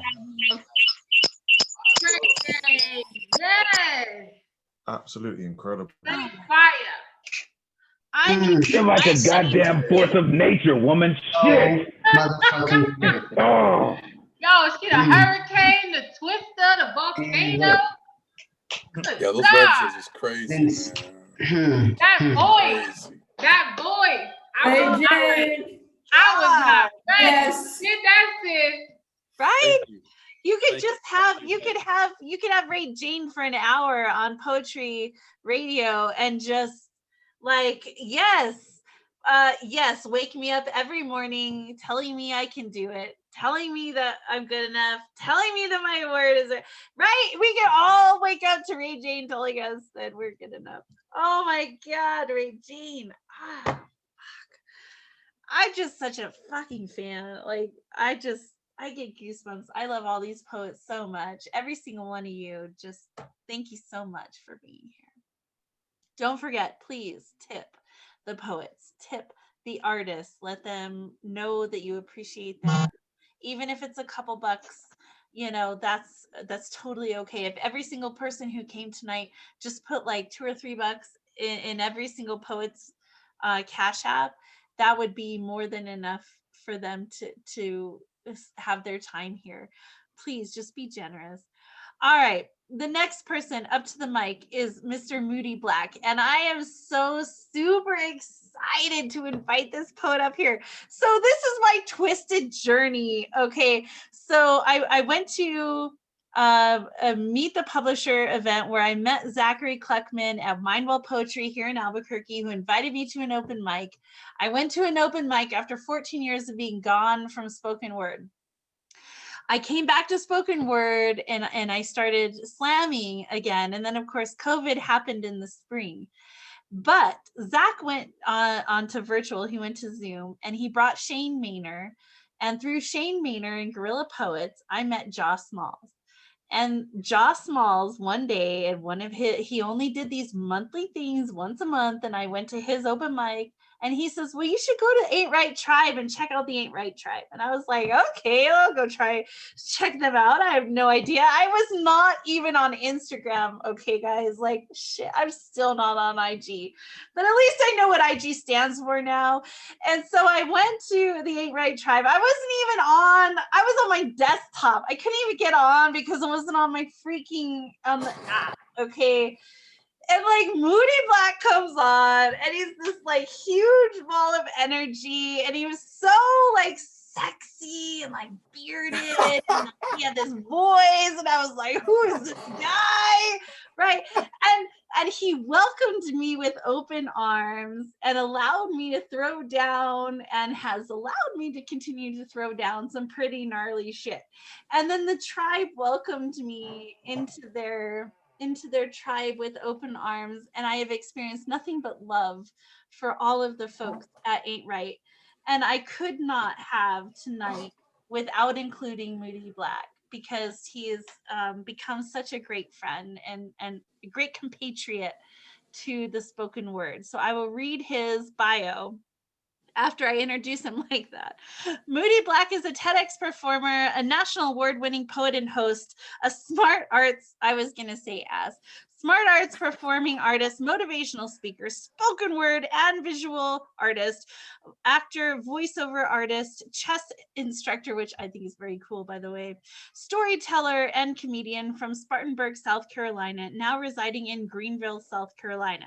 Moody Black is passionate about teaching poetry to the youth and adults and speaking about purpose and challenging depression. Each time Moody is on stage, he aims to uplift everyone in the audience. Highlighted achievements 2020 presenter for Summer Online Arts in Integration and STEM Conference, the 2019 Carrie and Skip Gordon Teaching Artist of the Year Award, the 2019 South Carolina Underground Music Awards nominee for Best Male Model and Best Male Entrepreneur, 2017 TEDx Greenville presenter. He will have a few more things to add to that list of accolades after this year's award ceremonies. So please unmute your mics for my wonderful friend, Mr. Moody Black. Let's go, Moody. let's go, Moody. homie, let's go. Go, Moody. What it do? First of all, Moody Black, aka Rufus Jenkins, aka Mr. That Guy right there. We gonna get right into it because I don't want to take up nobody's time. Prada, Much love to you for having me here, having all of us here. And for the record, Rayne Jane can cuss me out any day. Her voice is so, I mean, I'm like, just keep cussing me out. I'll just sit there and take it. Anyway, all right, we'll get right into it. Bam. We are all sophisticated children. However, we've allowed our imagination to wilt like a flower without water. We've allowed the notion of being grown to whisk away our wonderment, but we are still children. And just like a child, there'll be good days, there'll be bad days. Some days you don't want to play, some days you will. Some days you are a paper airplane on the playground, letting the wind guide you down sliding boards, sing you lullabies as you swing. Some days you are a kid in the corner with leave me alone in your eyes, gray skies and run over your head. You are filled down. But that's when you skyscraper.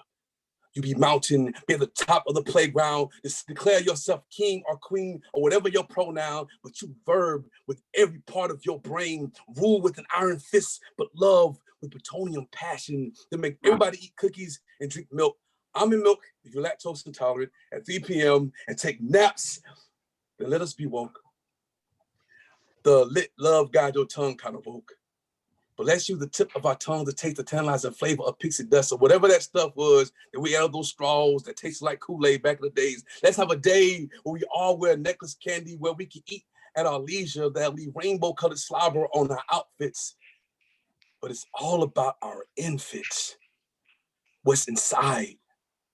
Let's take a day to ride the slide, glide in the swings. Let's be swingers, the kiddie kind. But more importantly, let us be kind. That's what we teach our kids, right? To be kind. Because grown-ups are too grown for kindness. There's folk who will crucify you for some hearsay without having a conversation with you to hear what you say. So I say this. Let's not let go of all our childish things. Because we learn how to be good human beings before our little feet step foot in a school, but we even learn more before we leave out. It's like share, play fair, don't hit people, put things back where you find them, clean up your own mess, don't take things that are not yours, apologize when you hurt somebody, wash your hands before you eat, especially during this pandemic. You should just wash your hands anyway, period. Live a balanced life. When you go out into the world, watch for traffic, hold hands and stick together, and so much more. These are the things we learn as a child, but our grown-up selves are icebergs waiting to crash the Titanic childhoods we have in the term of adulting, get on my last nerve. I just think we can be mature, responsible people that never lose track of our imaginations, our playtimes, our popsicle-covered smiles, and impatience of waiting for our friends to come outside and play, and take it from someone who done grown himself to depression. Don't put away your childish things.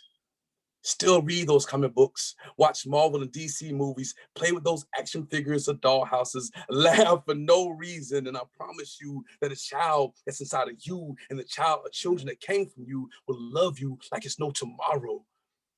Live life like there's no tomorrow.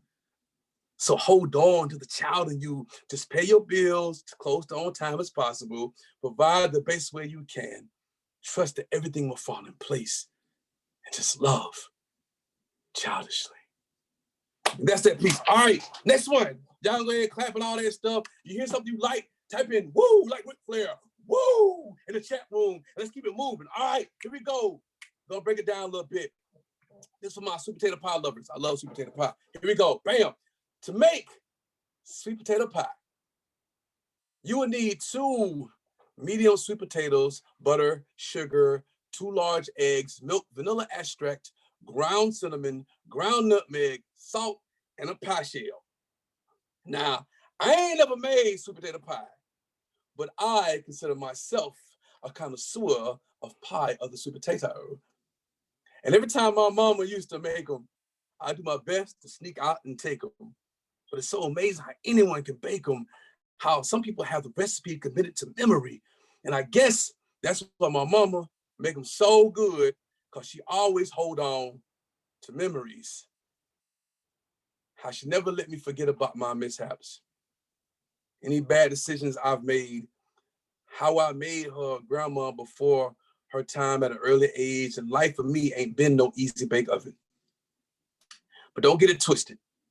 I own my mistakes or anything I ever did, but one thing I always done was love my mama. And every interview or award, when they asked who inspired me, I would say my mama. But the day I had an opinion or disagreed or ended up looking too much like my daddy, our relationship was never the same. To her, I was crumbling the crust of this confection. We were arguing till it got too hot in the kitchen, temperature always rising. However, when it was time to cool off, she made sure I left with all the blame. I always thought that two mature adults can agree to disagree and still leave the conversation with other mittens of love, but I just wonder if that's just it. It seemed like she never see me as a mature adult. And most times she will remind me that she is the parent and I am the child. Honestly, I don't know what's cooking in her brain because sometimes I don't think my mama too much like me. And I learned through her that you can love someone, but you ain't gotta like them. I don't know it's because I used to be too broke to shower my mom with gifts like the other sons, but no matter how you slice it, I just didn't seem to make the cut with her. Maybe because of the mental illness that runs in my family. Maybe she still feels that I'm not completely in the pie pan. She once told me that with all the craziness I created for myself, she don't see I haven't lost it yet. I always tell her that I just fight to show the world what I made of. But to her, I still don't have the right ingredients. That I'm always one egg short, that I've gone 2 nutmeg without grinding my cinnamon. Sometimes I wish we just could start from scratch. She refused to even take my calls, y'all. I leave funny voice messages in hopes to butter her up, but mama just rather be salty, for her birthday. I put $100 in her card. And she said, and all she said was, "Oh, you working now?" I don't know if she feel like she failed as a parent, or if I failed as a person, or if I failed both as a person and a parent, but as a parent that I'm no longer the sweet potato in her eye. And I swear, I want to finish this poem with a happy ending, y'all. But I just don't know. I'm still looking inside the oven, hoping we can get things back on the right rack. Not sure how much we got left on the timer, but maybe, just maybe our pie is just not done cooking yet. That's that piece. All right, gonna move on, keep it going. I'm gonna keep all this time now. I'm gonna keep it moving. But thank y'all for being here, man. Everybody's just so terrific. I'm enjoying everybody. And much love to everybody who put this together, man. Appreciate y'all. I am Moody Black. That's my handle for everything. All right, next piece. We're gonna lighten it back up. We're gonna bring it back up. I got you. Here we go. All right, especially those who participated in poetry slams or familiar with slam. This poem is just about that. When you, especially when you start teaching poetry, I had to go back and relearn stuff I should have paid attention to when I was in high school and had to go relearn that stuff again. You know what I'm saying? When you I know y'all feel me. Y'all got serious about this thing. You had to go back and, oh man, that's what that called. Oh, that's what I'm doing. Okay, that's what I had to do. All right, here we go. So one day, I was hanging out in the hood, on writer's block. Ran to my homie Imagery, told me to be careful out here on these sheets. There are dark places, pitch black with the stench of fear. Harsh words that weigh heavy like a weight on your soul. Folk will poetry slam you out here. Score your poem lower than what it deserves. But I heard about them score creeps. So I stayed ready. But he was like, nah, bruh, nah. They be looking for a sacrificial poet. Told me about a wordsmith a long time ago, went over time with his stanzas, had too many rhyme schemes. That's when the judge threw the checkbook at him. To this day, he's still living with that time penalty. He kept saying, it's rough out here on these sheets. I just felt like Imagery had some internal rhyme issues. So I went on down Illusion Avenue. Folk knew I was new to the scene. I guess the blank verse on my face was my Achilles heel. Ran into alliteration. He got to talk about some different things with the same letter. He said, bruh, bars don't belong here. Better be gone before these proverbial beasts give you a beat down. So I dipped out. But the further I walked, I started seeing folk pull out their poetic devices. So I paused. Cecil, didn't want to make the wrong moves, etc. Then I noticed that's when one couplet started staring at me, had their trigger fingers on the iambic pentameter out of nowhere. It's like it was a whole army of hyperboles. They had sawed-off similes, looked long like a giraffe leg. It seemed like it was about to jump off. Everybody in their figurative language. I felt vulnerable because I was on their literary terms. But haiku, he jumped out, accidentally bumped into irony. And irony, he didn't like haiku because he always short with him. So a gang of puns started stressing haiku syllables, haiku in the corner, started yelling, y'all don't want problems. We can step outside right now. Easy bake oven. He didn't make sense out of all traditional, but paradox. He screamed, he ain't no gangster. He nothing but a tanker. He never popped nothing. He never bang. He ain't no onomatopoeia. That's a metaphor I had enough. Because he be cup runneth over. He be gas tank full of this bull semblance. He stood up. He called out to his squad, allegories, mount up. We about to whoop his ass next, but haiku used his poetic foot and ran several meters. He didn't want no smoke, so he just refrained, but always seemed to be in the middle of things. But it didn't matter because they started busting quatrains, ballads of bullet points. It was a personification of pain. And I was like, enough! Why is there always a war with words? Use your poetic devices for good. We should feel safe out here in these sheets. Can we all just get along? Can't y'all see that it takes a villanelle to raise a conundrum? So let's put this thing together and make one great poem. That's that piece. All right, last one. I'm getting out of here. I promise you. I got you. Woo! All right. Man, y'all awesome, man. Thank you. I'm gonna sip my tea in my Moody Black coffee cup that you can buy from my store. Woo! There we go. All right. If y'all are not doing anything at 2 p.m. Eastern Standard Time, Monday through Friday, Yes. Get your asses on the Instagram for the 8 Right Tribe. Yeah, just type in 8 Right Tribe. You see us there, man. Much love. 8 Right. Still here. That's our chant. All right. Still here. Man, y'all are awesome, man. Y'all awesome. All right, last one, being real quick. Last piece. I'm getting out the way. No, you're fine, Moody. You're good. Nah, man. I'm doing my time. Then I'm gonna get on through because I want to hear everybody else because everybody just so marvelous. It's so marvelous. My grandma's favorite word. That's one of the big words new. I just so marvelous. Y'all marvelous. Y'all just marvelous. and she mentioned I'm a comedian. I do have a comic page, Moody Black Comic. Get on there, and I do a show every first and third Mondays on my comic page where I interview other comics. So I definitely want to get with that sister that came on earlier. Oh, here we go.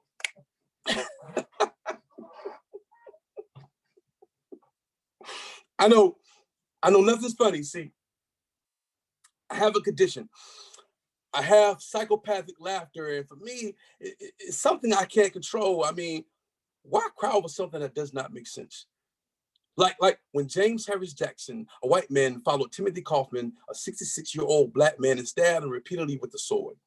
After turning himself in, he stated, I was looking to get Black men scared and have them do reciprocal attacks and inspire white men to do similar things. Isn't that crazy? Or like Emmett Till, at age 14, was accused of whistling at a white woman when the lady's husband heard about it. Him and his goons hunted him down, gouged out his eyes, shot him in the head, and threw his body tied to a cotton gin fan with barbed wire into the Tallahatchie River. And y'all wonder why we always scared. We always knew that they killed Black people, no matter 14 or 66. And now I'm always smiling, still considered second-class citizen, still had to ask for civil liberties, still told to let the past go, but the past got close to a 500-year chokehold on my people. It's a killing joke. I'm sorry, nothing's funny. I know nothing's funny. See, I have a condition. I have psychopathic laughter, but for me, it's something I can't control. But it's funny how one race don't like another race because how another race looks or thinks. Or they think we don't have the capabilities to think. They think we're expendable. It seems like they lost their minds. That way we keep losing our Oscar Grants, Trayvon Martins, Sandra Bland's, Philando Castile, and still people are tired of hearing their names in a poem, but if you don't say their names, they done died twice. Isn't that funny? Huh? All the kiki when they killing us. It's a knee slapper when they slap us in the face. It's a hardy hard when a black body hits the ground. It's just me. It's getting crazy here out there. Because there's no more Marcus Garvey, Martin Luther King Jr., Malcolm X. They made a suicide squad out of our Black Panthers. We're just hoping a dark night returns. Because it's always a death in the family. A sunset showing the innocent. Because they keep promising us the dawn of a new day. Isn't that funny? America, we've been scared of young white males that grew up to wear white to cover up their faces and paint a smile with the blood of black folk and kill for the fun of it. But America sympathizes with those jokers as long as it's black people dying. It's a manslaughter of cracking up, a lynching of giggles. It's an assassination that'll leave you in stitches. They will Dylan Roof our will to live.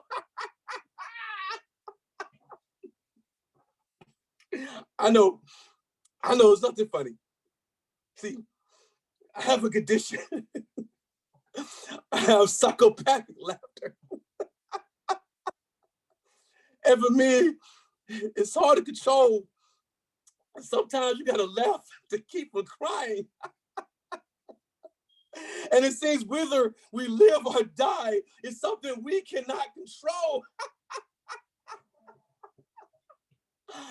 Isn't that funny? Thank y'all. Way to bring it, bro. Way to bring it. Fire. Way to bring it. Woo! It takes a dysfunctional motherfucker to shoot like that. But from now on, that's how you shoot. That's how you shoot. From now on. That's how you Moody Black that shit. Man, I like that title, man. Psychopathic Laughter. That's a nice title, man. Oh my God. Like,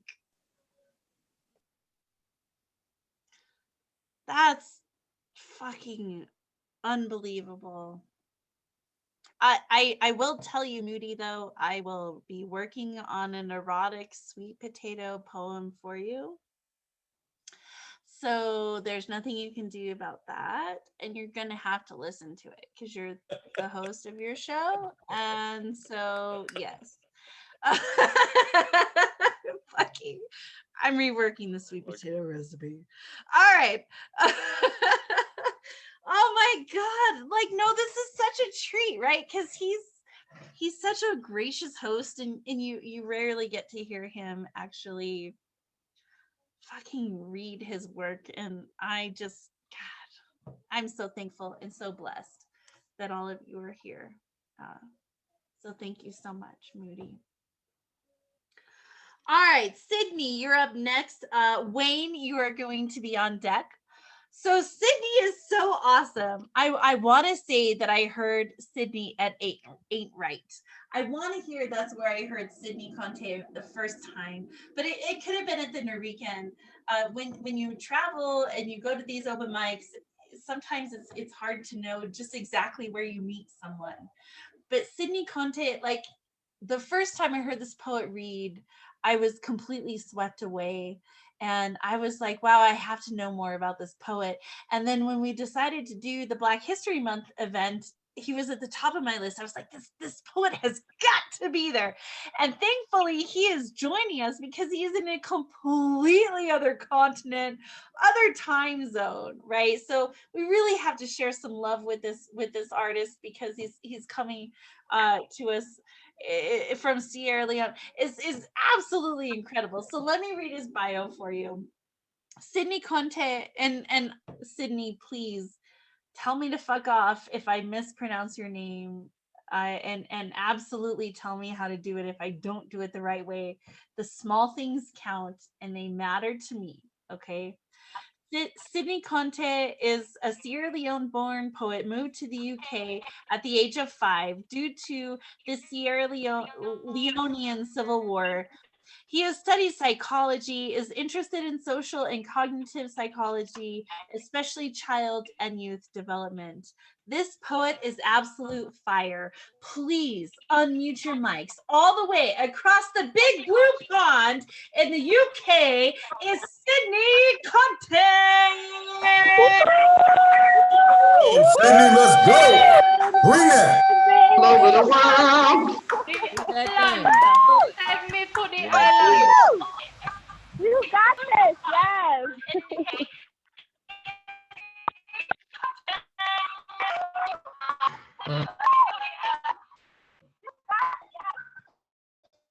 Thank you.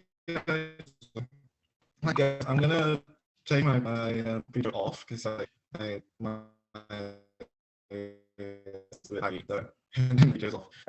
So thank you for the introduction. The song that we is called Say the Name.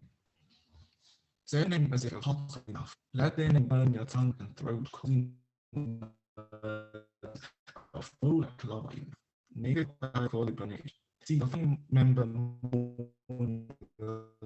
so loved one to trace and it's easy to speak and read barbers. Imagine how hard it is to hold back the lava there, but it's been banished. Maybe that's why back having some fights. This is not a poem for grieving. It's a poem to try to know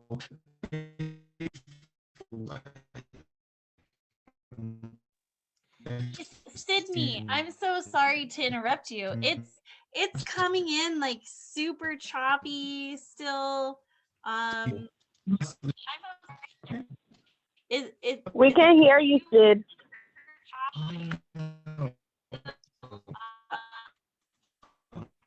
Is there a way to change the microphone or to maybe move to a different device and try to see if that works? Is there a way to change the microphone? Yeah. Okay, so let's do this. Let's do this. Let me bring up Wayne. And if you're able to switch, maybe try a different device or try maybe the maybe headphones or an audio that I'm not sure. Sweetheart, I want you so bad to be at the mic because I'm an absolute fan of yours and your poetry is so moving. I wish there was a better, I wish I could help you troubleshoot more. I'm not very tech savvy. But if there's a way to do that. So let's do that. Let's oh, Easter's coming in now.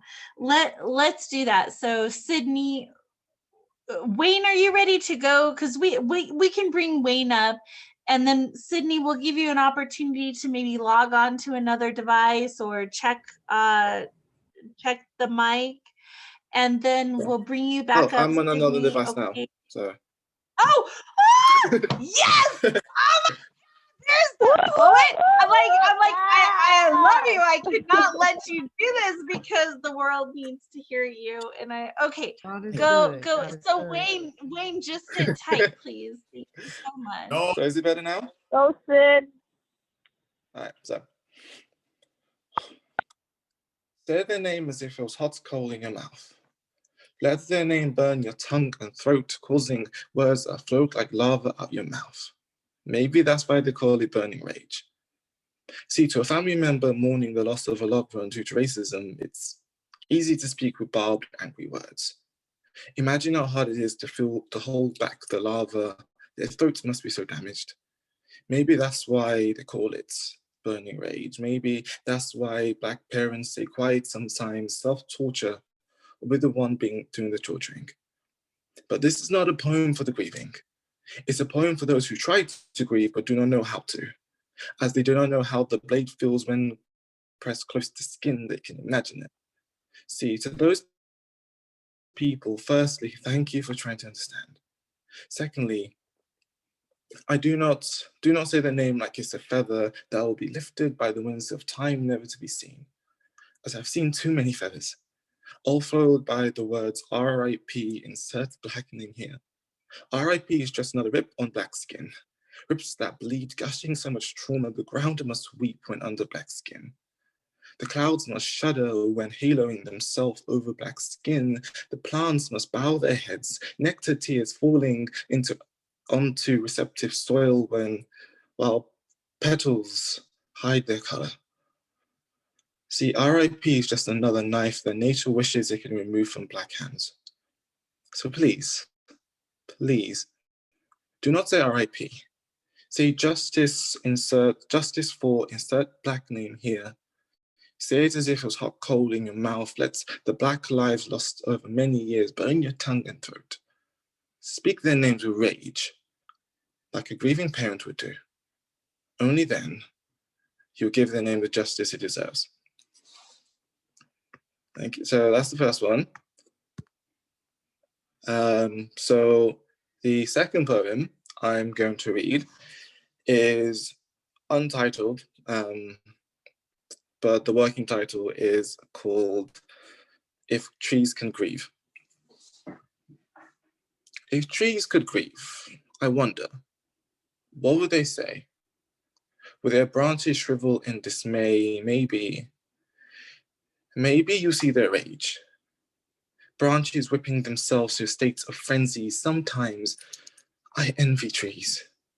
They're strong enough or stubborn enough or crazy enough or broken enough sometimes to hide their pain and anguish and still not collapse. See, I'm here crying my eyes out, my body stabbed out of courage. All the while watching the news, headline saying, Black boy shot down, blood now fertilizing the soil. I exercised all the words I own, and all that came out was, my son, why did it have to be you? Why?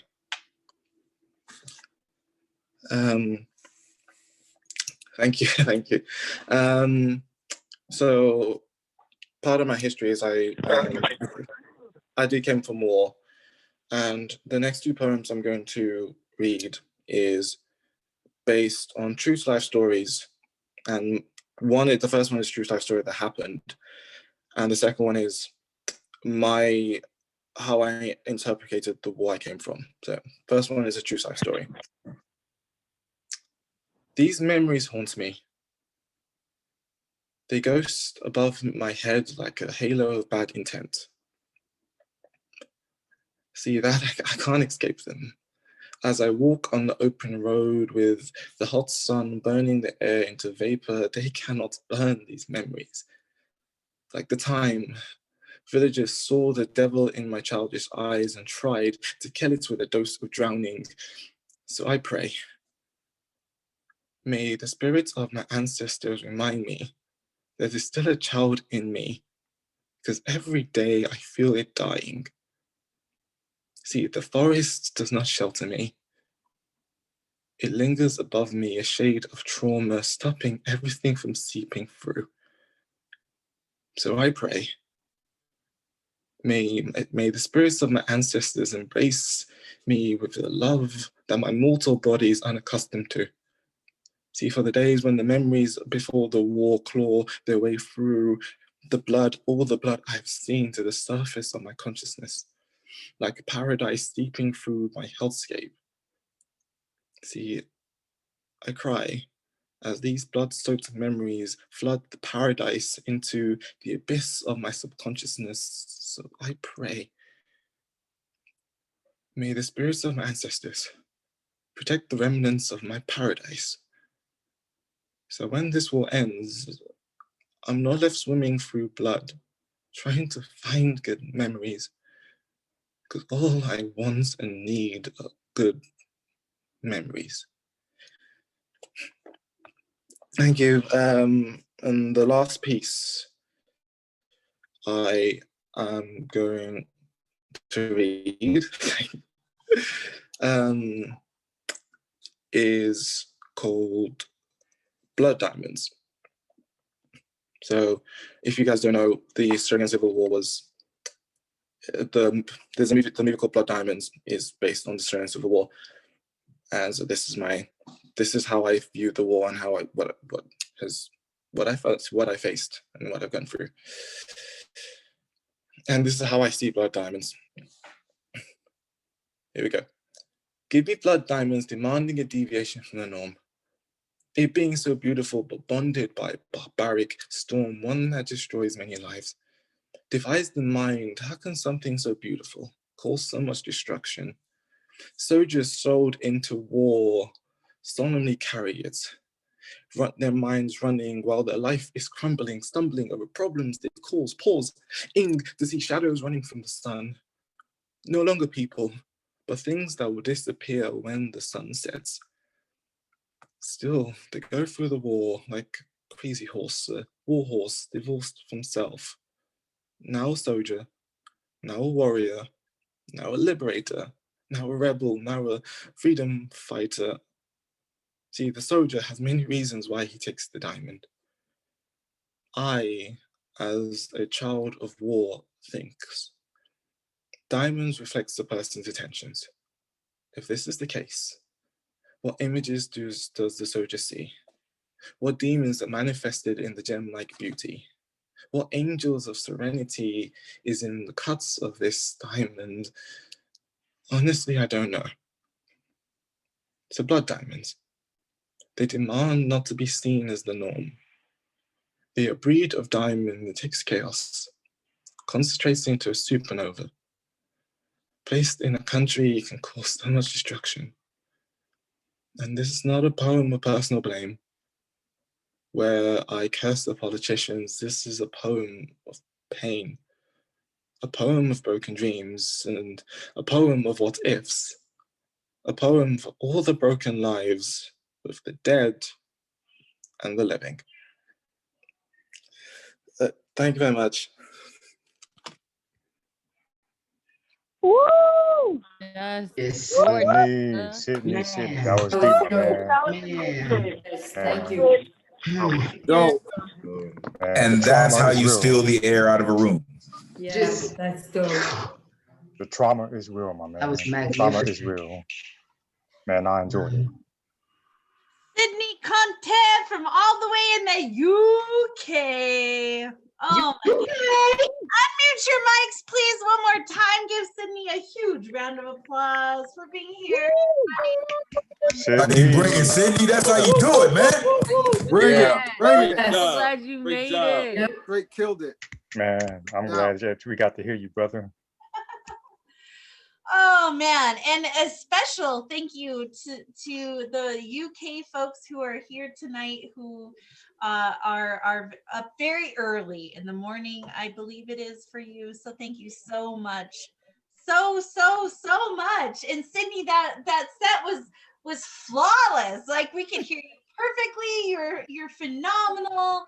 I love you so much. Oh my God, like this poet, when I heard him, I was like, oh my God, everyone's got to hear him. And same with Rohan, right? I mean, oh my God, it's amazing. So thank you so much for being here tonight. Thank you. I just want to let everyone know that I am dropping in the chat the Cash Apps and the PayPals and the Venmos for all the artists tonight. They're also on the website. If you're watching Facebook Live and want to join us, this is the Zoom link to get in, 812-8604-5175. I'm reading it backwards, so I hope my New Mexico dyslexia is on point tonight. Password is 375809. So come join us on Facebook. Come join us on Zoom if you would like to. We're most likely going to roll into an open mic when all of this is done.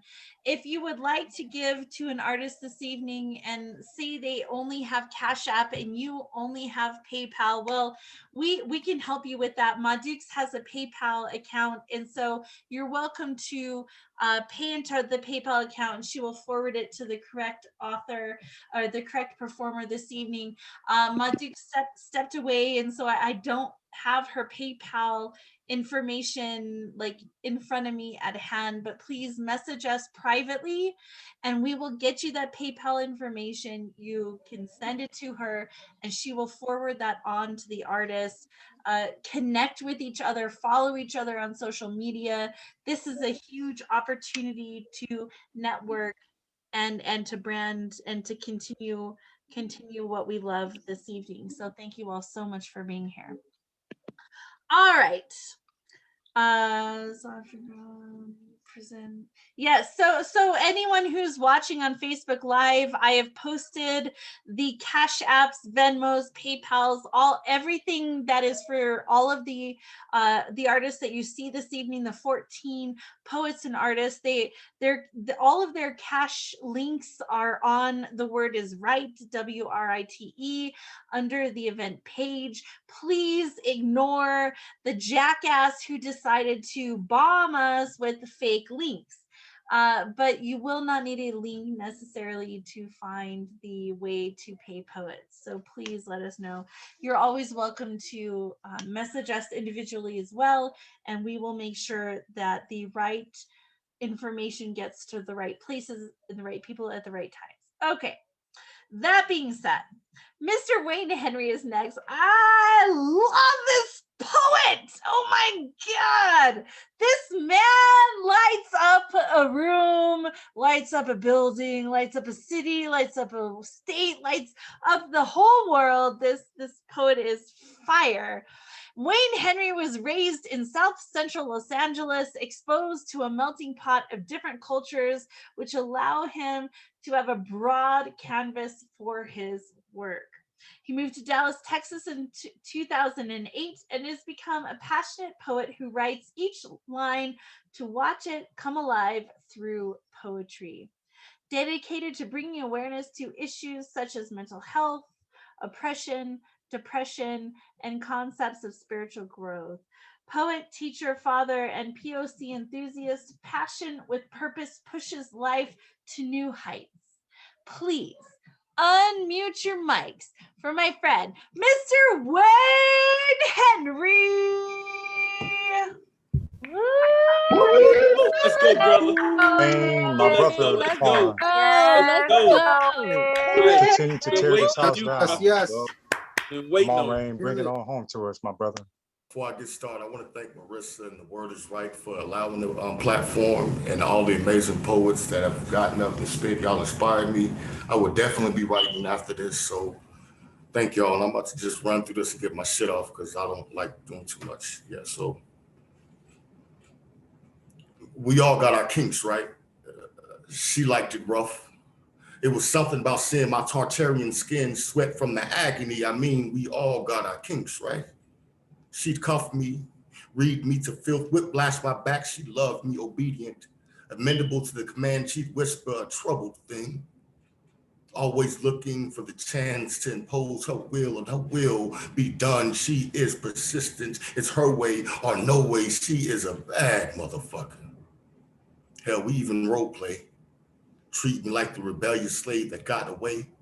Wanted me to call her master, beg for leniency, for my freedom. She wanted to put me in my place, hog-tied, mouth gag, knee in my back. I can't breathe. I mean, we all got our kinks, right? She didn't believe in safety words.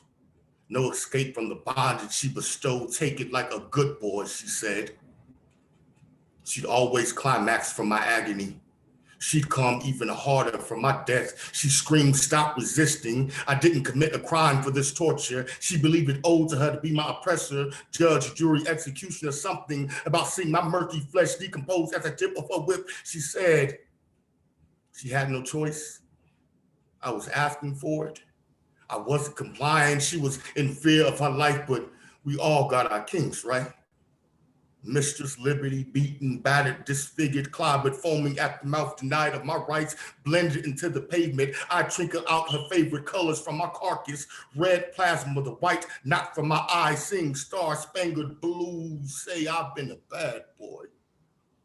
So break me. I must have been breaking the law. Ain't it funny how a fetish serves as a perfect alibi? Because, you know, we all got our kinks, right? Even America. That's that piece.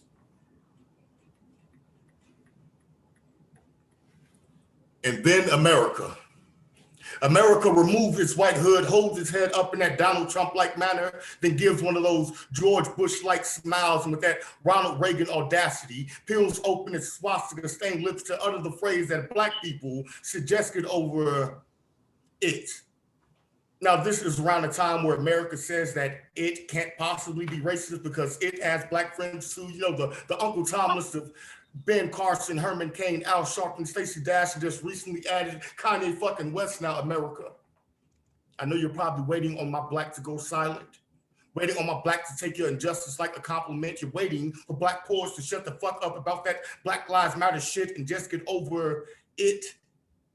But in fear of revealing its own shame and guilt, America will never say what it is. Well, tonight I'm here to help you.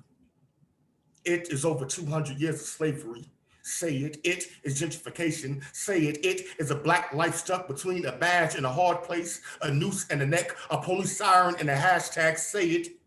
Denying blacks the blessings of coming home to their families, that every time we leave our homes, we pray that we make it back to them, that a cop bullet don't stop us in the middle of a sentence or traffic stop or hoodie. Say it, how black faces resemble the barrel of a shotgun, seen as suspect before citizens, how they reach for their weapons when they attempt to de-escalate melanin from the body it was born in. Kill us, then send apologies to our families, offering care packages to their bodies, memorializing our pictures in the media now. Now, don't that sound like war? Like genocide? Then say it. How you hate black, but still wear our culture like an accessory. Handcuffing the hand that feeds you. And then decades from now, they'll try to convince our children's children that they wish it was something that they could have done to change it. Irony, it will still be happening then. You know how American history has that habit of repeating itself? One black corpse at a time. Oh, you need an example, okay. The way George Steiny Jr. favored Emmett Till being Trayvon Martin in front of a corner store like Alton Sterling was to Oscar Grant when he resembled Mike Brown, or Nat Turner receiving the Sandra Bland treatment when she sounded too much like Malcolm, followed by shallow sorries from officers for doing that thing officers do, which is gunning down black boys, for that thing we black boys do. You know how sometimes we leave the house looking too Tamir Rice in public. Like we should just left our black at home. And you say that we should just get over it. Learn to grow, heal, move on from it, but America. Open wounds don't stop bleeding. And the bullet holes will never close. When you keep shooting, that's that piece. But on the topic of it, I feel like for too long, our deaths has been synonymous with silence. Our bodies, black hearse quiet as the tombs it incubates, but no longer. We are now pallbearers turned protesters, making the nation board their buildings with the same wood used to build our caskets that we carry, pirate the streets for peace, freedom, and the right to be alive. We bring kerosene tears to the candlelight visual, burn this motherfucker to the ground, re-gift them the same hell they gave us, show them how fire purges better than prayer, and there would be nothing that rises from the ashes when it was the phoenix itself that started the flame. And I kind of get it. I get it how racist white people see me and think beast, the dread Loch Ness monster America feels to make a Miley Cyrus out of their Hannah Montana. The jigaboo boogeyman lurking in the closet of white fears must be fallen angels slipped from the grip of Jesus. So call me spook, turn me ghost, demonic heathen, make you squeeze the holy scripture out the Bible when you see me walking in your direction and you do your best not to make eye contact. In hell, I don't blame you. Moses couldn't look at the burning bush either. It's not of this world. This black skin be the backdrop in which God hung the galaxy, and every star that shines to this flesh I call home. You're scared because you can't colonize the galaxy or place a Starbucks on my shoulder to gentrify heaven. This black skin bleeds resistance. It smells like Osage Avenue engulfed in flame. The black back that split the masses whip into a revolution. They pray we don't make kings of ourselves. But the truth behind their fears is that this black skin reminds them of Genesis and the darkness that came before everything. This dark skin so beautiful, so brilliant, so bright that even God said, let there be light, just so your racist ass could see it. That's that piece.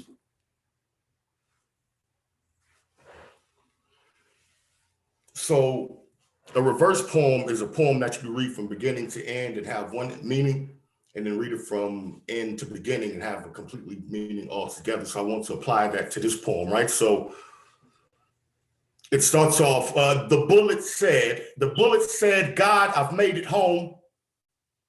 I've hit my target.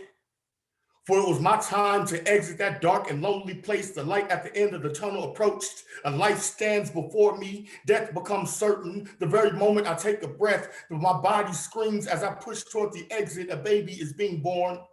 Somewhere on earth, a man is being placed in the ground because of me. The circle of life, the external exchange of flesh for spirit. It is now my turn. I prayed for the first time. I sprouted from the womb. I darted from the chamber. Just as my body breaks into fragments of freedom, I am born. God, I've made it. The gun went off. The black boy said, the gun went off. God, I've made it. I am born. Just as my body breaks into fragments of freedom, I darted from the chamber. Since I sprouted from the womb, I prayed for the very first time. It is now my turn. The external exchange of flesh for spirit, the circle of life because of me.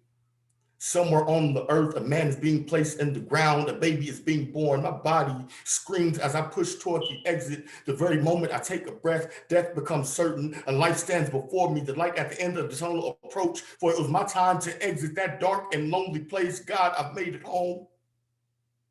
The bullet said, that's that piece. And I'm gonna close it out with, I'm just fiery on my shit today, so I'm gonna end it with random thoughts of a racist police officer.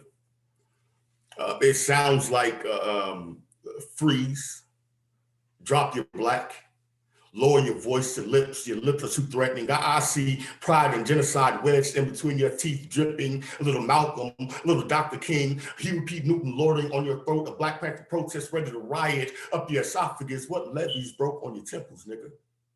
The sweat rushing the floodgates make me nervous, make me wonder where your slave ship is and what gave you the courage to jump overboard. Was the black pride tucked in your footsteps? Because your footsteps sound a lot like Selma or a million men marching for change, begging, pleading for change. Nigga, panhandling is a crime. You must be stopped in your tracks, so put your underground railroad up to the Northern Star where I can see it. It looks a lot like a weapon. When you forget the procedure, when that's a badge in your face. When you're dressing an officer that's pissed off to the max and devil red mat in the face, I knew I killed a nigga today. Woke up with the urge to see a black man become a black corpse hanging from a noose while I marvel at the levitation in his cadaver. Now, that's black boy fly. Now, that's black magic or witchcraft.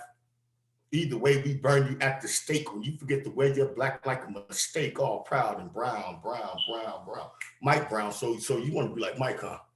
Bounce past one to your chest, apply zone pressure, have you hoping the ref blow the whistle, but instead the text fly. Either way, the family screams foul when they see the footage of the replay, but the courts say it was just good strangling defense and you couldn't Eric Garner up the strength to breathe. You got lead that appears through Alton Sterling. I mean the steel, when you try to bootleg your way through the system, we'll even leave a Sandra Bland taste in the mouth of a black girl, have a hung before jury. See, I think I'll play God today.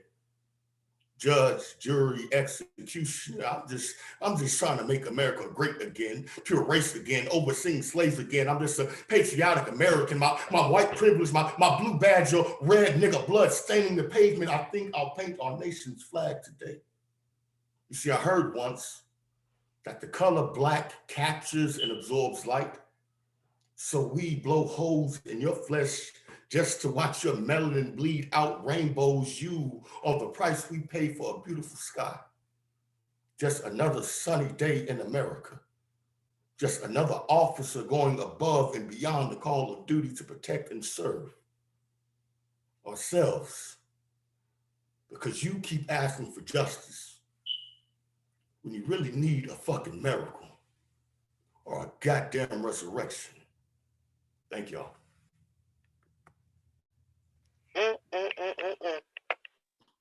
Man, that was powerful. Oh, Incredible. Brother, Wayne. Incredible. Wow. Well, that was ridiculous. Yo, boy. Man, that's how you come through, bro.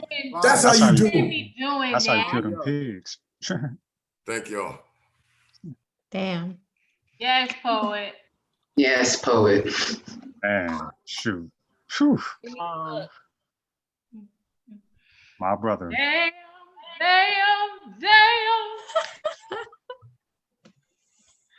Oh my God! Every time I hear Wayne, I just walk away so much more feeling like a human being. If that makes any sense to anyone. And like I feel like I have no right to be here because I'm just like a regular person and I'm in the midst of greatness and all these poets who are just like You're so fucking dope, Marissa. so phenomenal. And I'm just so thankful for all of you. And And we are thankful for you. Look, you brought us together. Here What without you you. talking about? Let's go. we're gonna go to my next. Oh my God, like I can't say it enough how much these poets are just my favorite. And it doesn't mean that if you aren't here and you're not part of the 14 that you're not important or you're not my favorite. I just thank you. Yeah, so I saw Rohan Poet RS like fucking A. Like I heard him spit multiple times on Instagram, probably through A Right Tribe, and I was like, who the fuck is this poet? I need to know who he is. I need to know who this poet is. I'm okay. I'm just so happy. Thank you so much. That's so sweet. Bless your heart, sweetie. Thank you. Okay, That kiss is for the mom. I got a business to run. I gotta get these poets on the mic. Okay. No, I heard Rowan, and it's not because he's like British and that's like the sexy thing, you know. That's not it at all. It has I mean, there's nothing to do with it. Although Rohan, I think it's a bonus. I was like, who is this poet? I really want to hear him speak. And then I found out he was Poet RS. And then he kept showing up the Ain't Right Tribe, and he kept showing up at other things. And I was like, damn, I'm so loving what this poet has to offer and his message. So that's when I reached out and I said, would you consider doing this event with all of us? And and he said what all of you said, which was yes. And I'm so thankful for the yes answers. Otherwise this evening would never be. And so Rohan Samuel is a spoken word poet and creative from London, England, joining the spoken word scene in 2019. Rohan's words speak on civil rights, mental health, and positive support to the youth and words of affirmations, mingling silky wordplay and conscious messages in his powerful performances, headlining stages that make a difference in the community and the spoken word scene, Grand Slam finalist of Ooh Beehive and headliner and speaker for the Northamptonshire Rights and Equality Council. I almost got through that without stumbling.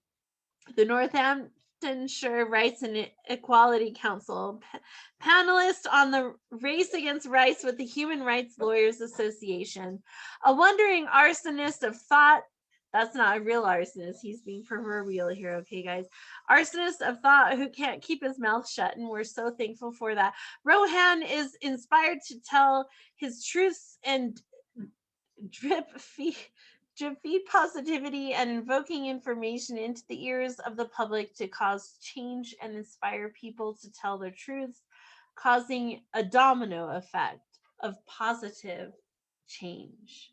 Please welcome up to the mic my friend, Mr. Rohan Samuel. Woo, woo, woo, woo! Oh, let's go. Let's go, poet. Let's go. Thank you for having me. I appreciate it. I'm gonna just run through 2 poems today, and I hope you like it. You have the right to remain silent because your words are powerful and can be used as more than a means of expression. You have the right to remain silent Because your words, if used correctly, can spin evil from those in power. They will strip your rights from you during arrest. Even arresting duress is not applicable if you have too much sun in your system, as you have burnt your rights when you acquired melanin. So never mind your business. Their business is to enact what your mother told you during times of play. I brought you into this world, so I can take you out of this world. And the law does not want to uphold you anymore. Boys in blue showing they are colorless. Every black man's height is 6 feet. A subtle skin tone that's not good enough to walk these streets, but good enough to be dormant under someone's knee. Good enough for the chokehold, grappled, get down to the ground. Because that wallet is a weapon. And the baritones in your voice under the pressure of white privilege is making the police feel nervous. Different circumstances breed different intentions in their 21 gun salute. Every shot that rings makes us a memory and a meme, and I wonder what you'll view first. Everybody wants to speak after the matter. Quick to Hopkins like Katie and cause a social storm, but during the matter, you only see brutality on camera. At the bottom, they're screaming, stop the violence, but at the top, are they willing to stop the violence? History has shown that black people have made examples of technological breakthrough in each era, yet we're being made an example of. Why does another soul have to be lifted through the bondage of their body? Allow black to be viewed with extreme caution, that our rights to be human are being taken away. Human rights is not a choice, no matter what Kanye says. You persecuted the knee that Kaepernick kneeled with, yet this white man's knee was really causing the hurt. So the pressure that was exalted onto George had him needing support from those around. Camera footage showed the accounts held when it's humans that have the right to make sure that their actions are right. So I don't care what camera held these accounts. It's the officer that has to be held accountable. Play role reversal and see the media stream to red with hatred if a black man killed a white person out of racial hatred. Oh wait, that did happen. Mohammed Noor was given 12.5 years for accidentally shooting a white woman. His Minnesota police department said he should not have acted out of fear. He should have better assessed the situation. What would it take for the ears above to listen? Another million man march for the millions died. Do we have to walk a road like Forrest Gump before you see the wrongs being set? How many more of us are going to be put in the dirt and displayed amongst t-shirts? How many more of us are going to have songs portrayed about us that we cannot join in singing? How many more of us will be sub-artists for a subconscious cause called black? How many more of us will be buried too early because our life is nothing but a pawn as life is released from our chests? But now they want to talk about looting, to take the focus away from the main crime. It's another protest to my protest because Black Lives Matter only seems to matter after the black man dies. Togetherness does not come in posts and memes. It comes in action. Movement within the times means move within your means. Hopefully solidarity will come when both ethnicities start to see that melanin should not equal the rights to live. We should equal rights where we live. Stolen civilizations brought for labor. So whether it's Democrats or Republicans, conservatives or labor, we should not be labeled as mathematical terms. Statistical pleasures in a numbers game, meaning less than. Well, my views are more than, and I don't need cryptic clues from my brothers and sisters. I am not Malcolm X over why. Someone gets to the ground, we decide to stand up. Someone gets knocked down, we decide to stand up. Someone gets gunned down, we decide to stand up. Instead of flipping to hashtags, flip your mindset to whenever we stand up with us. Whenever we rise up with us. Whenever we band together with us. And show the racial hatred and systematic fortitude that we will fight your attitude no matter how many angels are being called back. The time for peaceful protest has been dispatched. And there's no one on the other end of the radio. So instead of over and out, it's just over, then out comes a modern day version of pitchforks and fires. Because back in the days, that was also a legal form of protest. So the statement, I can't breathe,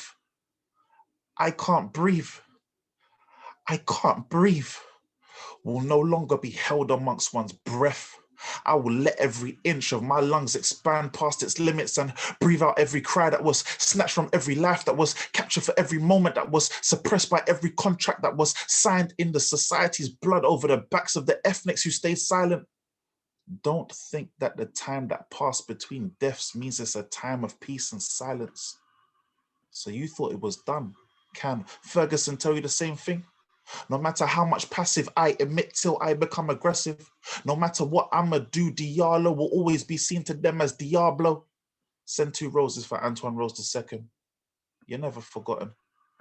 Neither are you, Tamir Rice.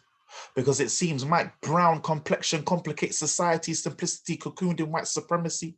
And whether it's TV screens or newspaper print, we like Sarah read and absorb information with free will, displaced our distaste at the fact that we've lost a part of our smiley culture.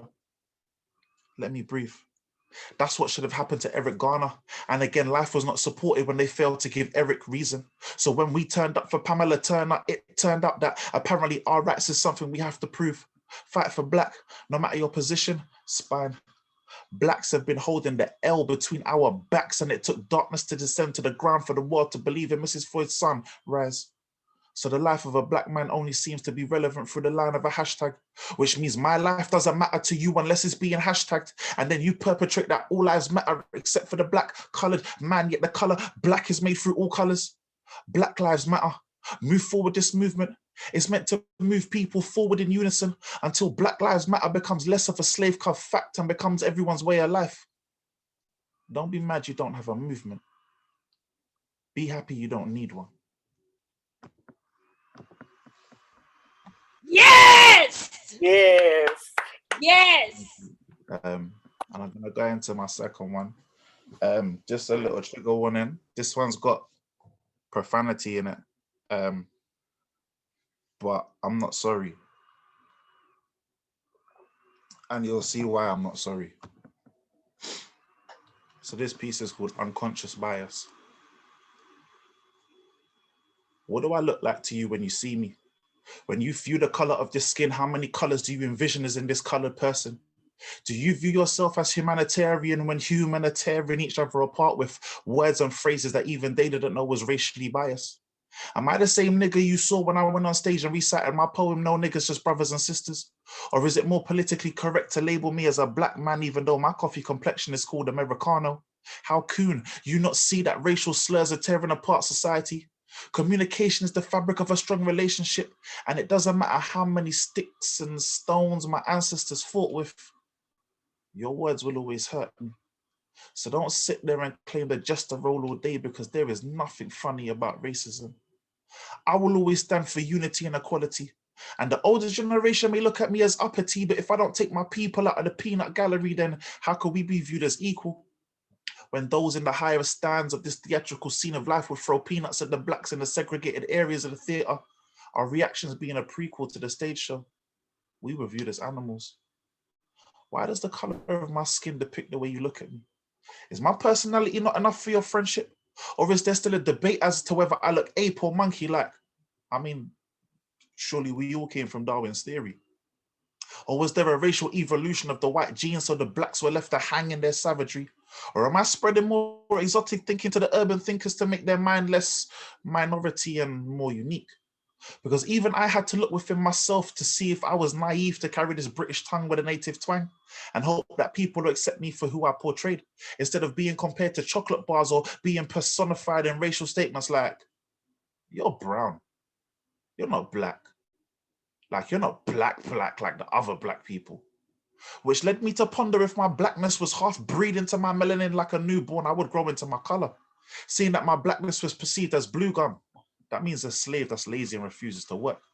So I had to up my mentality, knock on the door of my mind and make sure this niglet grew up to be a nigger with a conscious mind.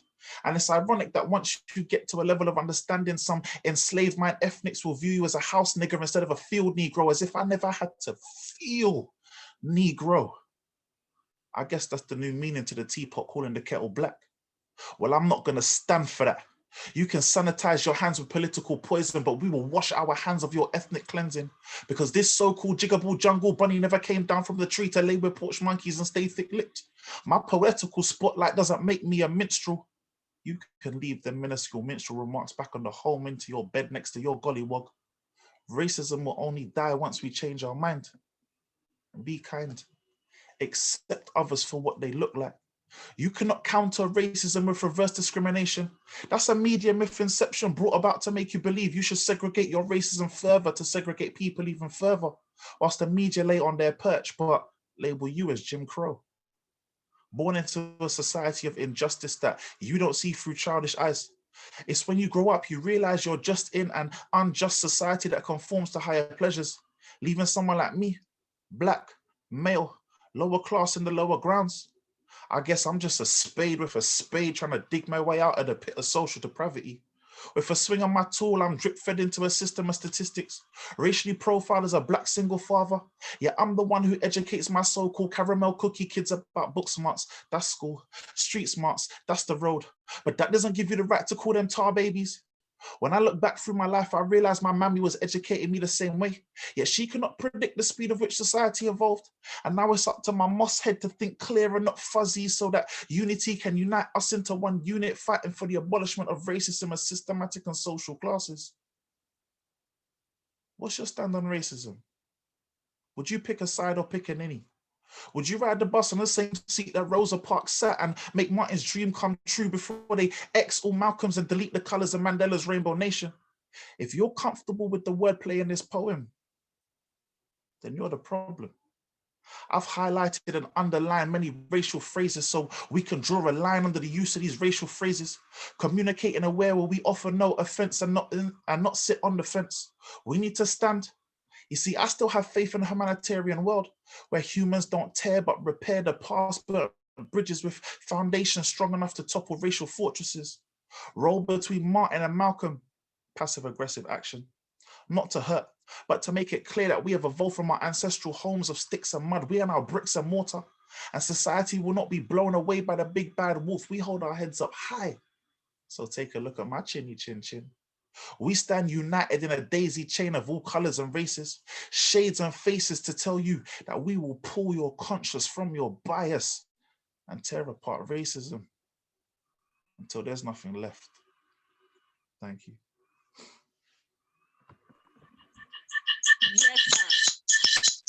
Rohan, that was deep, my brother. Man. Thank you. God damn it. God damn it. And nothing but the truth, so help me God. Yo, that shit was Mhm. off the motherfucking chain. Okay, poet. Man. We see you. Let's keep. We see you. All the way in the UK. Hey. Okay, we see Just you. God damn it, Rohan. Like, come on, bro. Like, that's how you. Just keep breaking them chains. Keep breaking them chains. It is, man. That's what it is. Coronary, you can't have a coronary, not yet. No, not. Did you guys see that picture that the Poet RS posted? The picture of him when he was a little boy, right? Rohan, that's Stop it. so fucking cute. Oh my god! I was like, I seen it. So fucking cute. I seen it. Right? Okay. That was Miss Poetica. that was a long time ago. That was a long time Shit, ago. yeah, it was a long time ago. But you know what? That smile is the same, my friend. Those eyes are the same. Like that little boy, I was like, oh my god, what a cutie! That little boy. Oh my god. Oh, thank you. I appreciate that. I appreciate that. Thank you for having me as well. And letting me come and tell my truth. So I appreciate it. You know what I mean? And yeah, man, everyone here has been absolutely fantastic. And you know what I'm saying? I've learned a lot from everybody. So yeah, like blessings on all of you guys. I'm seriously blessings from all of you. Thank you so much. And thank you for being here because I know the time difference in the UK versus the US. You know, we don't really sleep in the UK, so like, it's cool.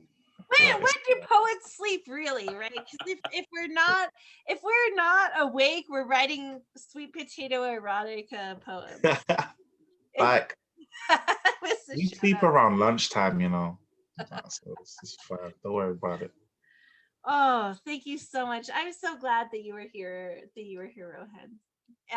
Okay, again, I'm going to be dropping in the chat all of the Cash Apps and Venmos and PayPals for all of the poets tonight. If you're watching on Facebook Live, come join us. That is the Facebook link. That is the password to get in. No other will do this evening. I have a feeling enough of you have messaged me this evening. Yes, we will probably do an open mic after this because we'll have so many people here. I'm totally down with doing an open mic. So if you want to stay, we will absolutely do that. I will continue to share the poets' social media, their Cash Apps in the chats. Also, poets, feel free to post and share any information that I might miss feel free to share that. If you would like to hook up with any of the poets, and by hook up I mean completely non-sexual, this is just transactionary. If you would like to find them on social media, we can help you do that. We are not a dating service, so please do not exploit that. Okay. Because it is not about the accent. Just kidding, Ron. We love you. Oh my God. All right. Next up, I have Miss Tara Lee. And to finish the night, we will have poet Conrad's Fire.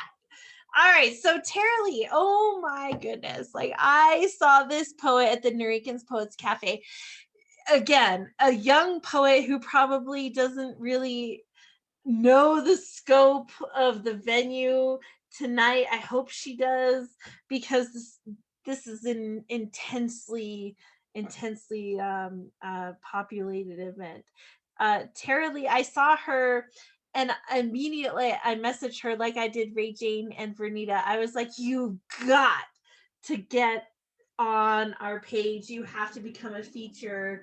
I am instantly falling in love with you. And she said yes, thankfully, like all of the other intrepid features this evening. So Miss Tara Lee is a poet and editor from Chesapeake, Virginia. She is the winner of the 2013 Steger Poetry Prize from Virginia Tech, where she received a Bachelor's of Arts in English Creative Writing. She then earned her Master's of Fine Arts in Poetry from Drew University. She has two poetry collections, Ignite from 2018 and So Far Away from 2019. Aside from writing, she also enjoys singing, saber fencing, and studying Japanese, which is like so cool. I think that is so unique, and that is so interesting, and that is so cool. So please unmute your mics. Please welcome to the stage Miss Tara Lee. Yes. Let's go. 757. 757. Go, girl. 757, 2 up, 2 down. Let's go, Pierre. Yes. All right. Hey, everybody. Like she introduced me, my name is Tara Lee. I'm from Chesapeake, Virginia, and I'm just going to show you all my two books really fast. The first one is Ignite, which is only $10. The second one is So Far Away, which is only $15. And if we somehow figure out shipping, so there's going to be extra shipping to this, but if you get both of these from me plus some shipping, you can get these books for only $20. Yes. There's a lot that happens when I say that, but it's okay. We don't have to do that tonight. Right. So when I do my readings, I always like to introduce myself first. So I have this poem for you all. My name. My name means lively earth. I am the soil emotions are planted in so they can sprout into tall trees. The American ground you tread every day, tapping the rhythm of life on. The Australian sky hanging above your head, watching every step you take away from my eyes.